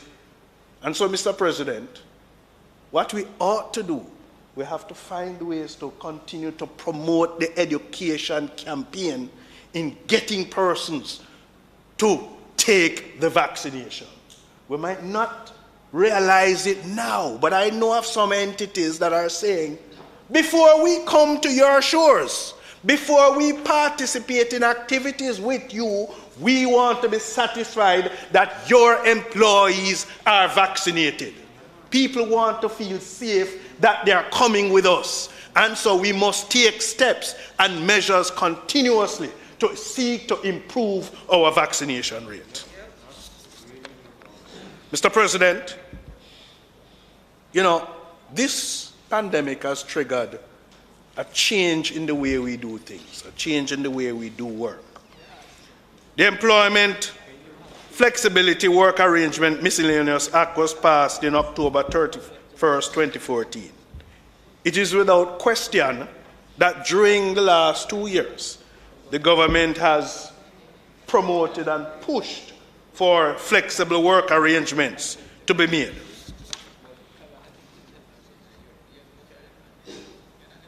We recognize that flexible work arrangement can be implemented in different forms. And one of the most well-known forms and widespread is you have flexi time, you have flexi place, that where you work from. You have the compressed work week, where you can work so many hours out of the week. Mr. President, there are some noted benefits of a flexible work arrangement. Employees can avoid the rush hour commutes and have more time to actually work. More balanced work and home life, especially for employees who have children doing homeschooling. Offices can more efficiently utilize workspace and equipment. Smaller businesses have been challenged in these times and can save costs by having some employees either telecommunicate, thus reducing the cost of overhead. And so employees can work when they feel and demonstrate that they are where they are most productive. Mr. President, whilst I applaud the government for promoting remote work and flexible work arrangement, I want to suggest that because this is going to be the new norm in terms of the future of work. And we will continue to see innovative ways of making work even more flexible emerge in the next decade. It is therefore incumbent on us that the following recommendations for further success. One of the things when we passed that legislation, there was no supporting guidelines to go with it. And I want to suggest that we need to establish a written policy document for flexible work arrangement that further supports the intent of the already enacted legislation. And it should be clear about expectations for all stakeholders once the arrangements are engaged within the workplace. Mr. President, there must be proper channels to ensure communication between employees and employers about the possibilities for the flexible work arrangement. You know, when the legislation was passed, a lot of employers said, but how do we enact this? How do we put it in place? Because there were no real guidelines to stipulate, to inform, for employees and employers to agree on. Mr. President, it is important that we develop a legislative code of practice to guide both employers and employees around flexible work arrangement.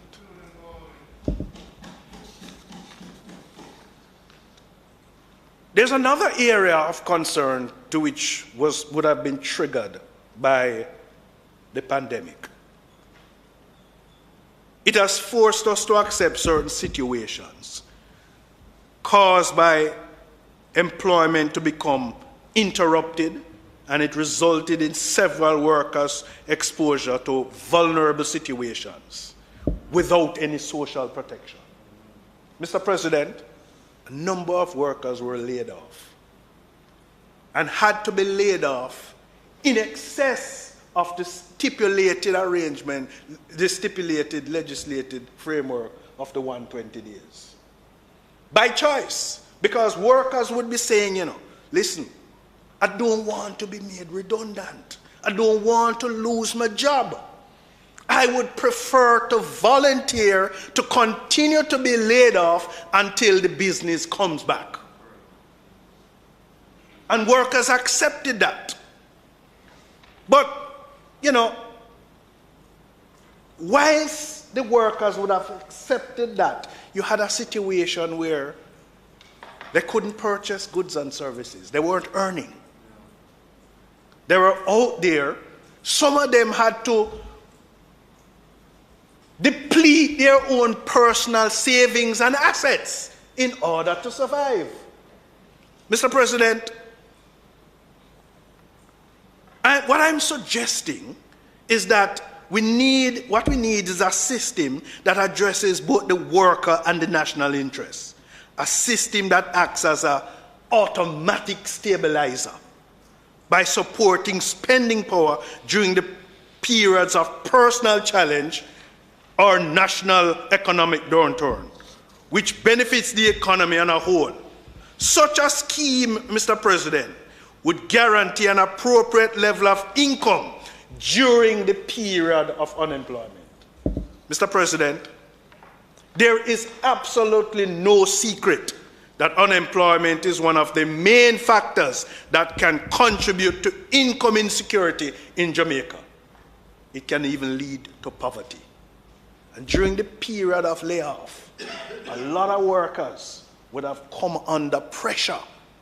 Mr. President, the time has come for us to have a serious discussion around unemployment insurance. Some sort of benefit, a social benefit that can lend some sort of support to workers in this time of downturn. And we need to start having that engagement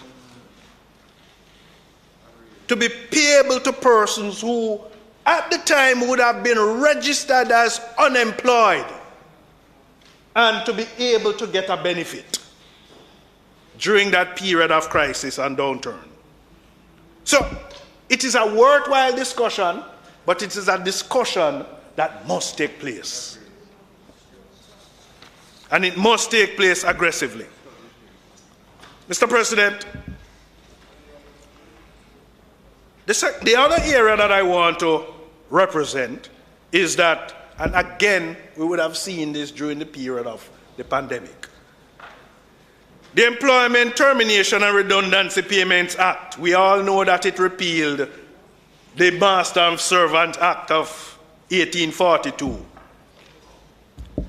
A lot of workers, Mr. President, when they would have been made redundant, would have channeled those resources into creating entrepreneurship,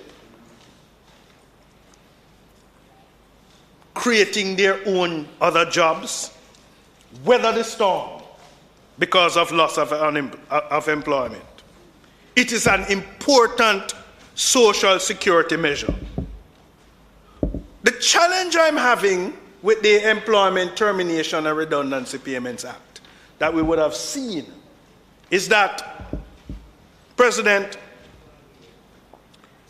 there is no prescribed focus in terms of how do you define who gets terminated by way of redundancy. It can be seen as that there's a willy-nilly approach towards redundancy. We know about the last in, first out, but there needs to be an amendment in the Employment Termination and Redundancy Payments Act to determine the criteria for selection. Additionally, one of the other challenges that we are having is a very gray area consultation. So you have an employer, you have a business who decides to make changes and they're restructuring. Rather than move to redundancy, to effectively terminate the employment of these individuals, define in the legislation a period for proper consultation between the workers and the employer. Such a consultation, President, can make drastic changes as to how we can improve and save the working lives of the individuals. And, this defined criteria, we would have had celebrated cases around it. The Jamaica flour mills case, whether you want to consider it famous or infamous, that would have gone through the steps in defining it. Mr. President, notwithstanding the fact that you have the Labor Relations Code that speaks to consultation, what I'm putting forward is for proper consultation to take place. Meaningful discussion between the workers and their employers. Mr. President, the world of work continues to change. Whilst we are speaking, work could be changing. And it will continue and potentially intensify in the future. It is a known fact that digital transformation, globalization, and demographic changes are shaping skill demands throughout the creation of new types of jobs, as well as changing the nature of existing occupations. Jobs are changing. Jobs are changing rapidly. And if we are going to evolve in a fast-changing labor market that will impose a massive challenge on traditional education and training systems, it will require new approaches. Mr. President, we have to prepare our labor force for the changes that are taking place in the economy. And there's a mismatch in terms of how we are training. There's a mismatch in terms of what we are churning out as for employees that might not be meeting the requirements of the skill demands to where the global economy is taking place. And we have to bear in mind, Mr. President, that the question of work has no boundaries anymore. It has no borders. And so, we have to change to meet the demands of the skill set. And so, there are some emerging skills that we are not preparing our labor force for. Companies have been forced to change the way they do business in order to compete. But if you are forced to change to do business in order to compete, which may include technological changes, we have to train our workforce to be adaptable to those changes.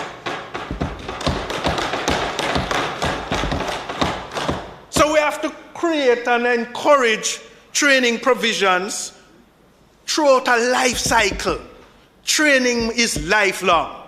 And Mr. President, you have situations where there are some workers that are not certified, lowly skilled, needs improvement in their, not only their qualifications, but their skills. Those are the workers that are most vulnerable. And so those are the workers that must be exposed to this type of critical change. So, Mr. President, 2022 must be a year that we focus effectively on training the labor force.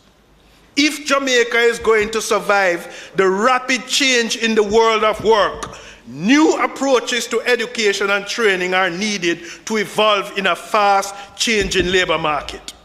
Further to that, Mr. President, if we're going to build back Jamaica stronger through training, education, and skills development, we can together turn these challenges into opportunities.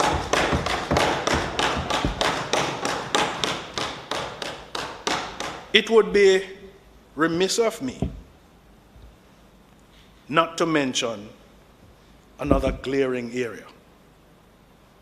Make no mistake. And perhaps you could do it after the motion for you to Mr. President, continue.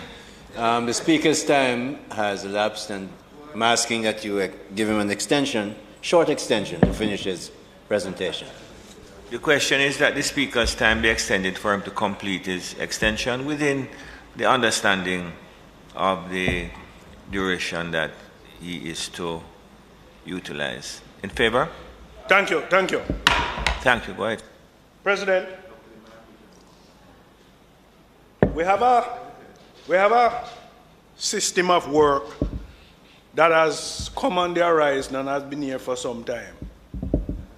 Fixed-term contracts, a precarious nature of work, where this thing started out with workers having 5-year contracts, 3-year contracts, 2-year, but we have seen situations where we're now seeing the lower skilled workers having these precarious nature of employment of fixed term contracts from 3 months. We have seen situation 1 month. I've seen a particular contract of employment referring to workers as the unskilled worker. As the unskilled worker because the worker is a gardener. No, the person who defined that worker as an unskilled worker who is an HR practitioner could not do gardening or could do the work. And so the culture of referring to workers today who have a craft as an unskilled worker is unfair and unreasonable, and we have to change that mindset. And so, Mr. President, I think the time has come for us to make some critical legislative changes in terms of protecting this precarious nature of employment. How can you have a worker that for over many years you keep rolling over that contract? They are working in a permanent role within the organization, and they continue to have this unfair and unreasonable treatment. That level of insecurity needs to be removed from the labor force. And it is challenging because this type of work, Mr. President, because of the level of insecurity, they are left up to the perils of an employer who decides when they come, how they come. They are not contributing to the NHD, they're not contributing to NIS. They have no benefits in terms of pension or health scheme. Mr. President, the time has come for us to make legislative changes in the protection of these workers. It cannot augur well with the future of the nation. Another area, Mr. President, that we have to seriously look at coming out of the pandemic is our productivity, and focus seriously on productivity. I would dare in fact to say that productivity is that key to improving the standard of living for all citizens of Jamaica. Mr. President, we would have been making changes in improving our productivity levels, but much more needs to be done. And I think there are some areas that we can look at, improving factors such as job skills, mismatch, low rates of human capital and education attainment, the complicated or duplicated business processes, inappropriate slow adoption to technology, insufficient infrastructure, even the question of traffic and crime. Those are impediments to increasing productivity. And Mr. President, 2022 is a key year that we must look at new drivers towards increasing our productivity level. Mr. President,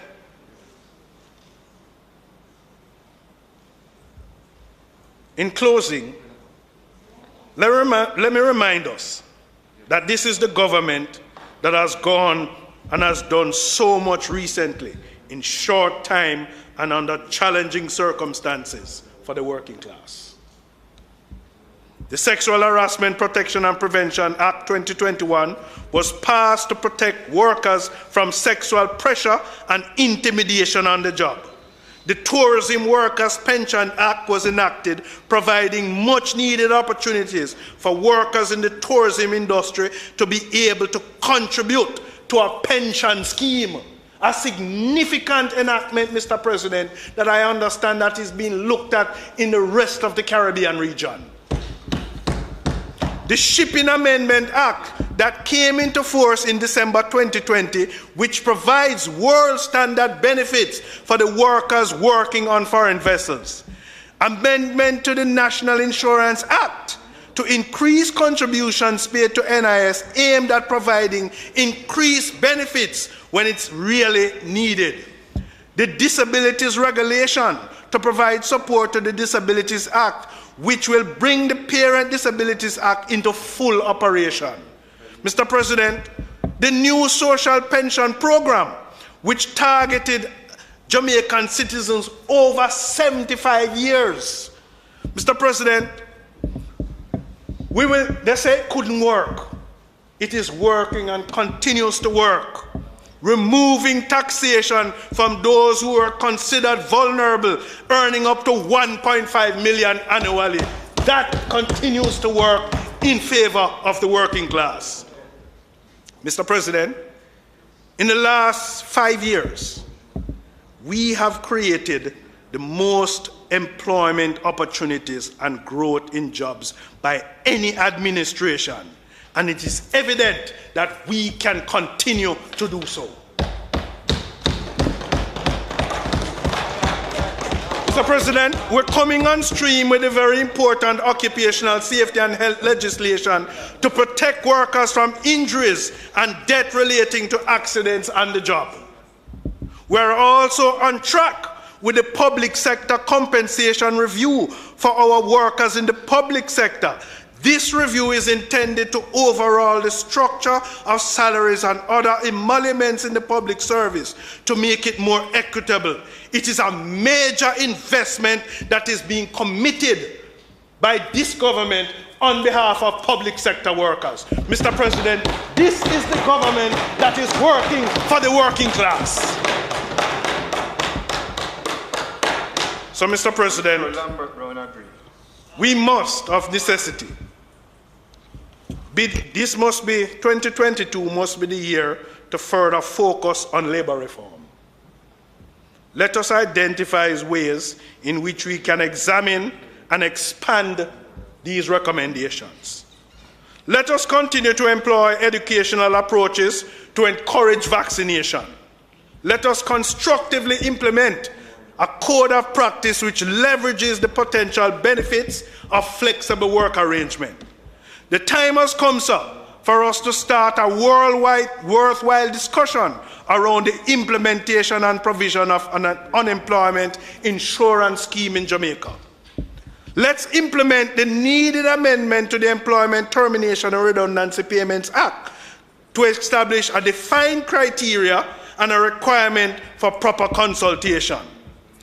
If Jamaica is going to survive the rapid changes in the world of work, we must continue to focus on education and training of our labor force. We must establish protection against the abuse of fixed-term employment, which is in the interest of both the workers and the nation. We must increase sensitization and implement initiatives to further improve our productivity and drive economic recovery. Mr. President, let us work together to change the culture of our labor force and the workers, where they will at all times demonstrate dependability, reliability, and responsibility. The labor force that has a willingness to learn must be flexible in adapting to positive changes, one that demonstrates a positive attitude and professionalism, and one that is not afraid, sir, not afraid to display innovation and be recognized and rewarded for such innovation. Mr. President, if we can work to transform our labor force, we can build back this country stronger through labor. May it please you, Mr. President.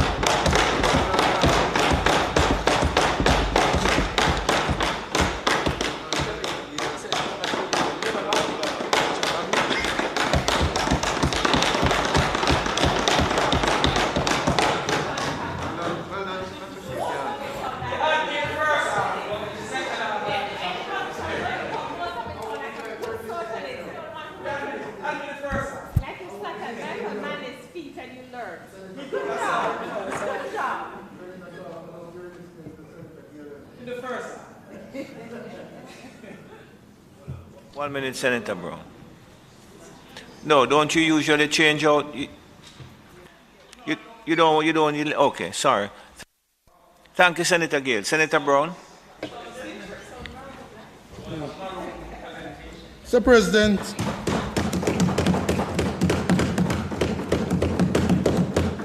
there's much of what Senator Gayle said that I could just say ditto to. But there are some things that we disagree vigorously on. But suffice it to say that the gratitude to the Jamaican workers that he paid, I too join in that.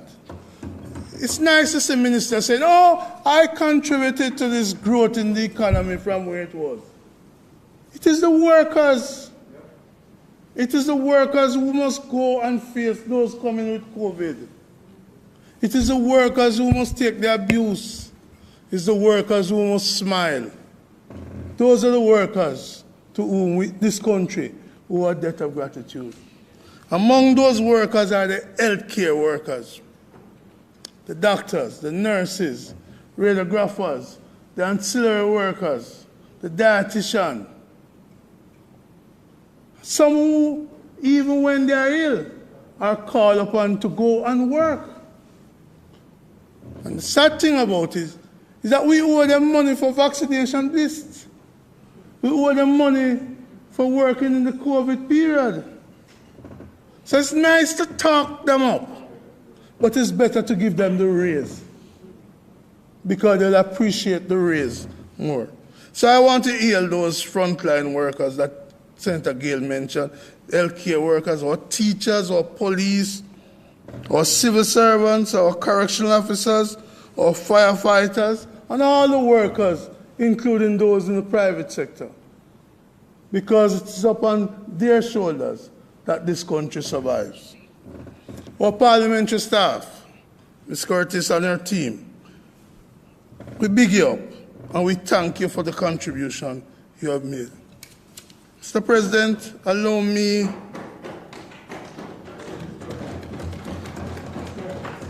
me to express my sympathy to a member of the Senate, specifically Senator Webby, and the passing of our friend, your relative, Jimmy Masalaman.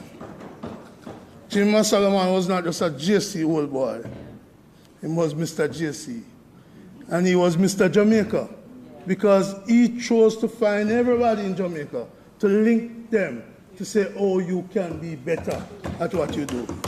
So, Don, to you, Hillary, to the rest of the family, we miss Jimmy, but he will live with us forever. On a personal note, I recall when the doctor, one Sunday, taking my mother to the doctor, internal bleeding, and him said, hospital immediately. And he listed a number of hospitals, and I said, no, not these hospitals, sir, because I can't trust the level of treatment. I called Jimmy, and Jimmy said, give me a second.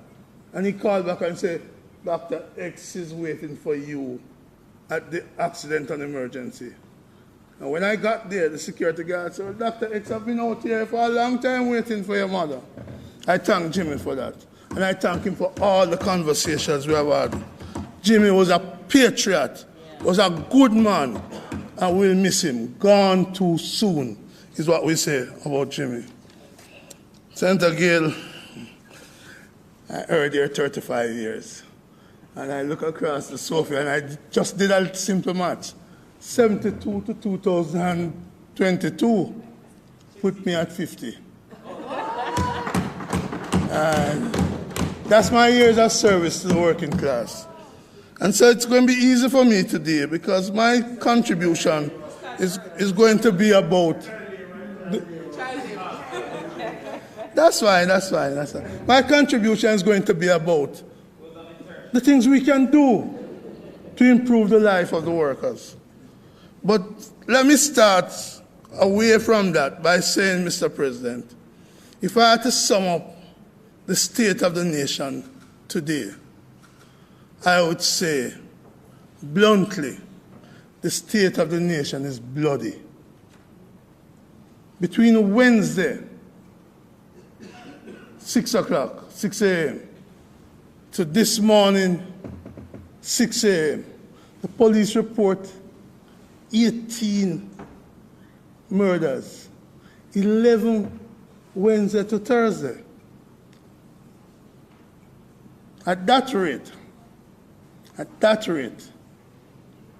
we'll be exceeding the plus 10% last year over 2020 in terms of murders. So we have 18 in the last 48 hours. And my source, Senator Samuda, says it's 67 murders since the year start. You wouldn't know, he's not. No, he would know still. Let me get the reports. 67 murders since the year start. And the growth in murders have not been affected by the cabinet reshuffle. Because I hope the cabinet reshuffle would send a signal that the government is really serious about fighting crime. And it makes no sense you come back to us and say, but you voted against the state of emergency, as if the state of emergency is the only way to tackle crime. Let me remind this Senate and the nation thereby that in 2019, in the midst of a state of emergency in St. James, Mr. Andy Chin was taken from his house in Paradise, taken to his business place in Montego Bay Central, robbed and murdered in the middle of a state of emergency. When the last set of state of emergency was announced in Westmoreland, 2 youngsters attending a peace meeting, a seminar put on by PMI, were murdered in broad daylight during a state of emergency. A constable visiting in Westmoreland his parents was murdered during a state of emergency. So this notion that when you have a state of emergency, no killing take place is really not true. And so let me say this, because I know when you come to close center, maybe you're going to talk about that state of emergency. What the country wants is boots on the ground, in the communities, so the people can feel protected. What has happened is that the grand promise by the Prime Minister when he was in opposition to allow us to go to bed with our doors and windows open and wake up and still be alive has been a fleeting illusion, being pursued, but never will it be attained. When the Prime Minister as opposition leader said, there's a lot we can do to reduce murder, there's a lot we can do to bring down murder. When we look at the murder stats, it represents a failure on the part of the Prime Minister and his government in crime fighting. And that is a sad state of our nation. Mr. President, the Governor General recently cited some statistics which said that 1 in 6 Jamaica go to their bed hungry at night. 1 in 6. If you run a population of 3 million, you're talking about 500,000 Jamaicans, our brothers and our sisters, going to bed hungry at night. Mr. President, maybe it's a good time to take the 120. Mr. President, it's now 1:20. I'm asking that the Senate's time be extended beyond 1:30 to complete the business of the day. Thank you very much, Leader for the day, Hill. You have heard the question. Those in favor? Against? Mr. President, as a member of the Electoral Commission, you would know that that 500,000 is more than vote for any single party in our country. At 500,000 Jamaicans who go to their bed at night without food, go to their bed hungry, is more than vote for any single party in our country. And it brings me to what Bob Marley says, them belly full. Because having listened to what was said in this debate, you get the impression of a country with full belly. Everything all right. We're bubbling. Some people took an hour and a half to speak in the debate to tell us how great things were. But it is the GG and it is his resolution, his speech that we are supposed to be talking about in this debate, who tells us that over 500,000 Jamaicans go to their bed every night without food. But Marley tells us in them belly full but we're hungry. But he went on to say, an hungry mob is an angry mob. I hope we can fix the problem so this angry mob does not become active in search of food against those whose belly are full.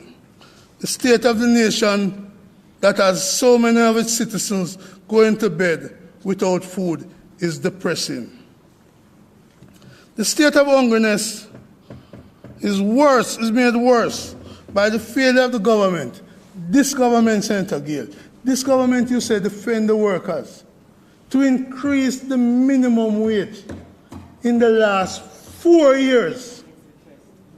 In the last 4 years, as union leaders, we don't allow our members to be out of an increase for so long. As business people, Senator Webby, we don't allow our staff to be out of increase for so long. But for our minimum wage workers to be out for 4 years, 4 years, and $7,200 a week, that's a disgrace. That is depressing. And so, it's not right, Senator Gayle, for our security guards now turn, Senator Bryan, what they turn now? COVID monitor. Because every security guard now have a temperature gauge, have a hand sanitizer. So they are part of the frontline fight against COVID. But their salary, minimum wage, have not moved in 4 years. And you know who can fix that? The Minister of Labour. The Minister of Labour. And so, given that we only have 30 minutes, Mr. President, I'm simply going to call for the Minister of Labour to forthwith increase the national minimum wage. Let our security guards benefit. Let our workers, many of them women in shops and stores, benefit. Let us do something that is in the remit of the government to do, because the studies have been done. Increase the minimum wage forthwith. So I can move on from that. Well, before I move on, let me remind Senator Hill, it was your friend and former, current minister, colleague, Audley Shaw, who in 2015 said the minimum wage should be $12,000 a week. Can I urge you on Monday to remind him and the rest in the cabinet to move the minimum wage to the promised $12,000 per week? I urge you so to do. So again, the call is move the minimum wage forthwith. The leader of the opposition has been calling for this as well, and I am making that call, because that is how you really treat workers. That's how you show you care for workers, when you move the wages up. In the United States, minimum wage in some places have gone to $15, which is more than many of our senior officials or doctors are getting. But in Jamaica, we are into the low wage model. That, Senator Gayle, is one of the reasons why productivity is down. You can't pay a man low and expect high productivity. Raise the minimum wage. I join you, Senator Gayle, in speaking about contract workers. In the 1970s, the People's National Party government moved to repeal the master and servant law of 1838. That is 4 years after slavery was abolished. That's how long that law was. The PNP government made a number of progressive labor laws in the 70s. But these laws, Mr. President, are being undermined by employers who now have resorted to this pernicious system of contract work. Under this contract work, this so-called fixed-term contract, workers are being denied the benefits that they would have gotten under the 70s law. Imagine, Minister Campbell, a company working with the government, a foreign company, with a 49-year agreement to maintain roads, are employing workers on a 6-monthly rotating contract, when it is clear that 49 years of contract exists, and they do that so they can undermine those workers' right to union, right to redundancy, right to pension. Think of the state itself, Senator Gayle. The state itself employing a lot of workers on short-term contract, going to JDF, going to the Ministry of National Security.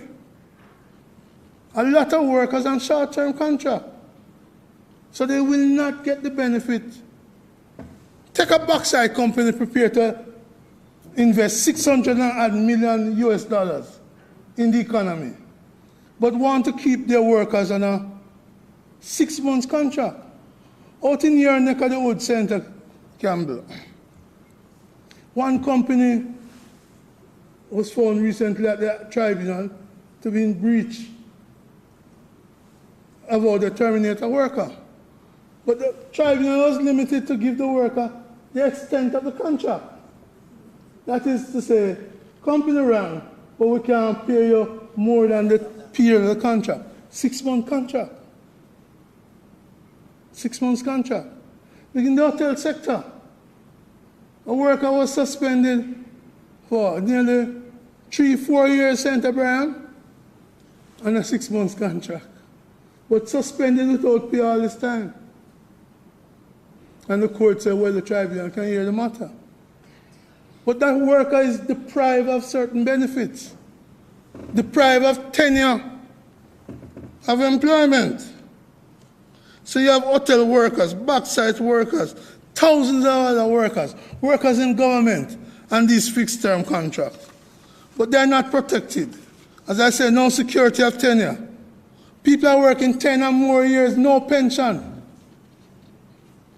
No redundancy. In some cases, vacation leave, sick leave, maternity leave, denied because the contract is renewed every 6 months. This is depressing. We can't build a country upon workers and these conditions. And so, having regard for the time limits available, I call on the government to do what the United Kingdom government has done, not the government of Cuba. pass a law protecting fixed-term contract, which say if somebody is employed on a continuous and fixed-term contract over a period of time, they must be treated as being permanent. And that the company must come and say, there's an objective reason for you being on fixed-term contract. It can be done. It was done in the United Kingdom, done in South Africa, done in Australia. So why Jamaica can't do it? When we have a problem with road traffic, fees, we pass the law in one day. When we have a problem with annual general meeting for business people for COVID, we pass that law. I call on the government to pass a law entitled the Protection of Fixed-Term Employees with Dispatch. Other countries have done it. We can do it. And it needs the same speed. Mr. President, my friend Senator Gayle spoke of the Occupational Safety and Health law.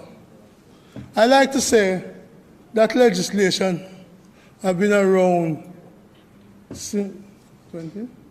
That's fine. That legislation has been around from half a tree clock. That big clock at half a tree was a little wristwatch. It is time, Senator Gayle.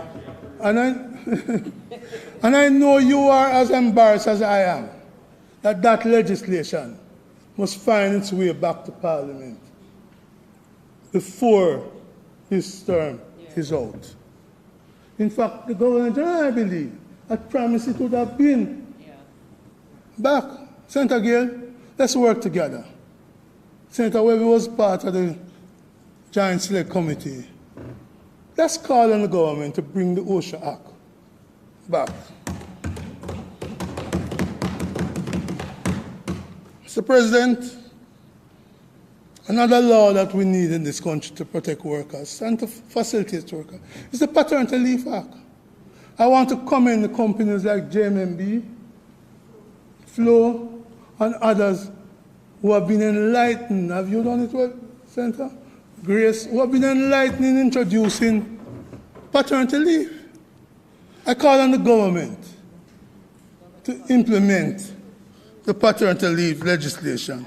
To bring the law, let us debate it and do that. It's time for the government to do something for the workers, because the workers would benefit from this. It's one thing to say, oh, we moved the tax roll to 1.5. But the majority of workers were never at 1.5. So they had no benefit center here. The majority had no benefit. Well, Mr. President, I know the government is faced with the difficulties of the seas of COVID, the seas of crime, the seas of corruption, the seas of cost of living. And if I listen to Senator Scott Mottley, they're now faced with the sea called curry.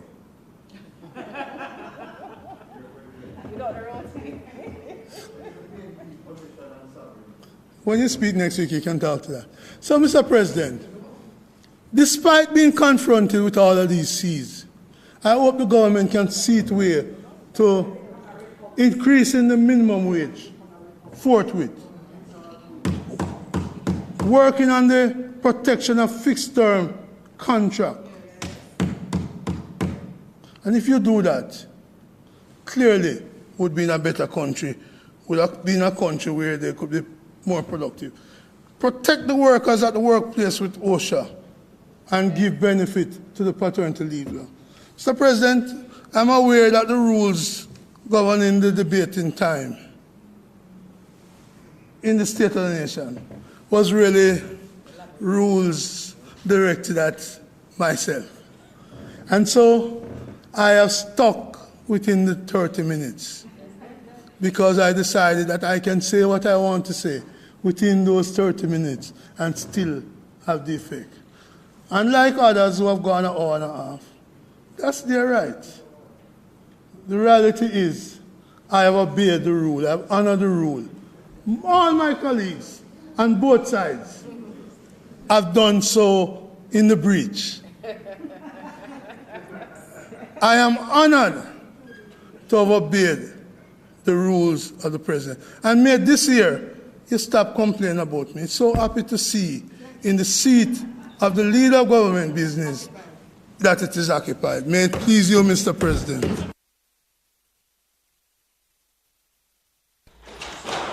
Sorry, Mr. President, just before I close, Senator Williams had left the chamber. But Senator Williams had made a comment about the previous government not being able to attract investment to Kingston. Senator Brown, as head of UDC, will tell him that the ROK Hotel was KD Knight UDC board. I happen to have been a member of the board. Victoria Pier, UDC, KD Knight. I happen to have been a member of the board. And we could go on and on. So the mayor is entitled to his opinion, but not his own facts. The Grace Kennedy Foreign Affairs Building, KD Knight. I was part of the board. So I just wanted to just put on record those things and still stay within my 30 minutes. Thank you, Senator Brown. Minister? Mr. President, I'm going to ask that the Senate suspend the debate on the State of the Nation till another sitting of the Senate. The question is that the State of the Nation debate be suspended for a future date, that is to say a date to be fixed. Those in favor? Aye. Against? Ayes have it. Before you close, Minister, I'd been out earlier because I had a commitment in another place, although I was on the building. I'd just like to add my congratulations to yourself and Senator Samuda. I trust that your elevation, if I can refer to it as such, will be to the benefit of the country. In fact, if you look at the past conduct with which you have managed the affairs of the country that have been given to you, if that is an indication, we expect and anticipate great things from you. So congratulations to yourself. Senator Samuda has returned to the area where his heart is, the environment, and I think that we can all reflect on the work that he has done previously in the environment, and I think that it is a move that will give him the opportunity to continue to aid in the country's development, specifically in the area of the environment. And I thank Senator Brown for raising the issue of the passing of Jimmy Solomon. I not only went to school with him at Jamaica College, but I was at McMaster University with him some time ago. When I was a very young boy. Also, I've worked very closely with him recently, and persons who have been offering the tongue of good report on his behalf have not, to my ear, recognized his service, recent service to the Institute of Jamaica, where he was the chairman of the Council of the Institute of Jamaica, I think, for about 2 years. And he's missed by the staff there, and he is missed by the chairman of the UDC, who recognizes that he was someone that was always seeking the advantage of the Institute of Jamaica to the detriment of the UDC. So that's it. And I ask that not necessary to provide the Hansard, Madam Clerk, but just to send to his family a note to say that members of the Senate had observed his passing and are offering their condolences to his family. Minister? Senator Samuda, I hope you heard me speaking highly of you on the television when you were outside. But if you never hear, if you didn't hear, if you didn't hear, I'll say it to you privately. Thank you, Minister. Mr. President, I would also like to just say that I met Jimmy Solomon when I came back, and all through that time between then and now, he's been an outstanding patriot, and his passing is a sad one for us. Mr. President, we do not intend to conduct any other business for the day, so I'm asking that the Senate be, the business of the Senate be suspended for another day to be named. Thank you, Senator Hill. The question is that the Senate be adjourned for a date to be fixed. Those in favor? Against?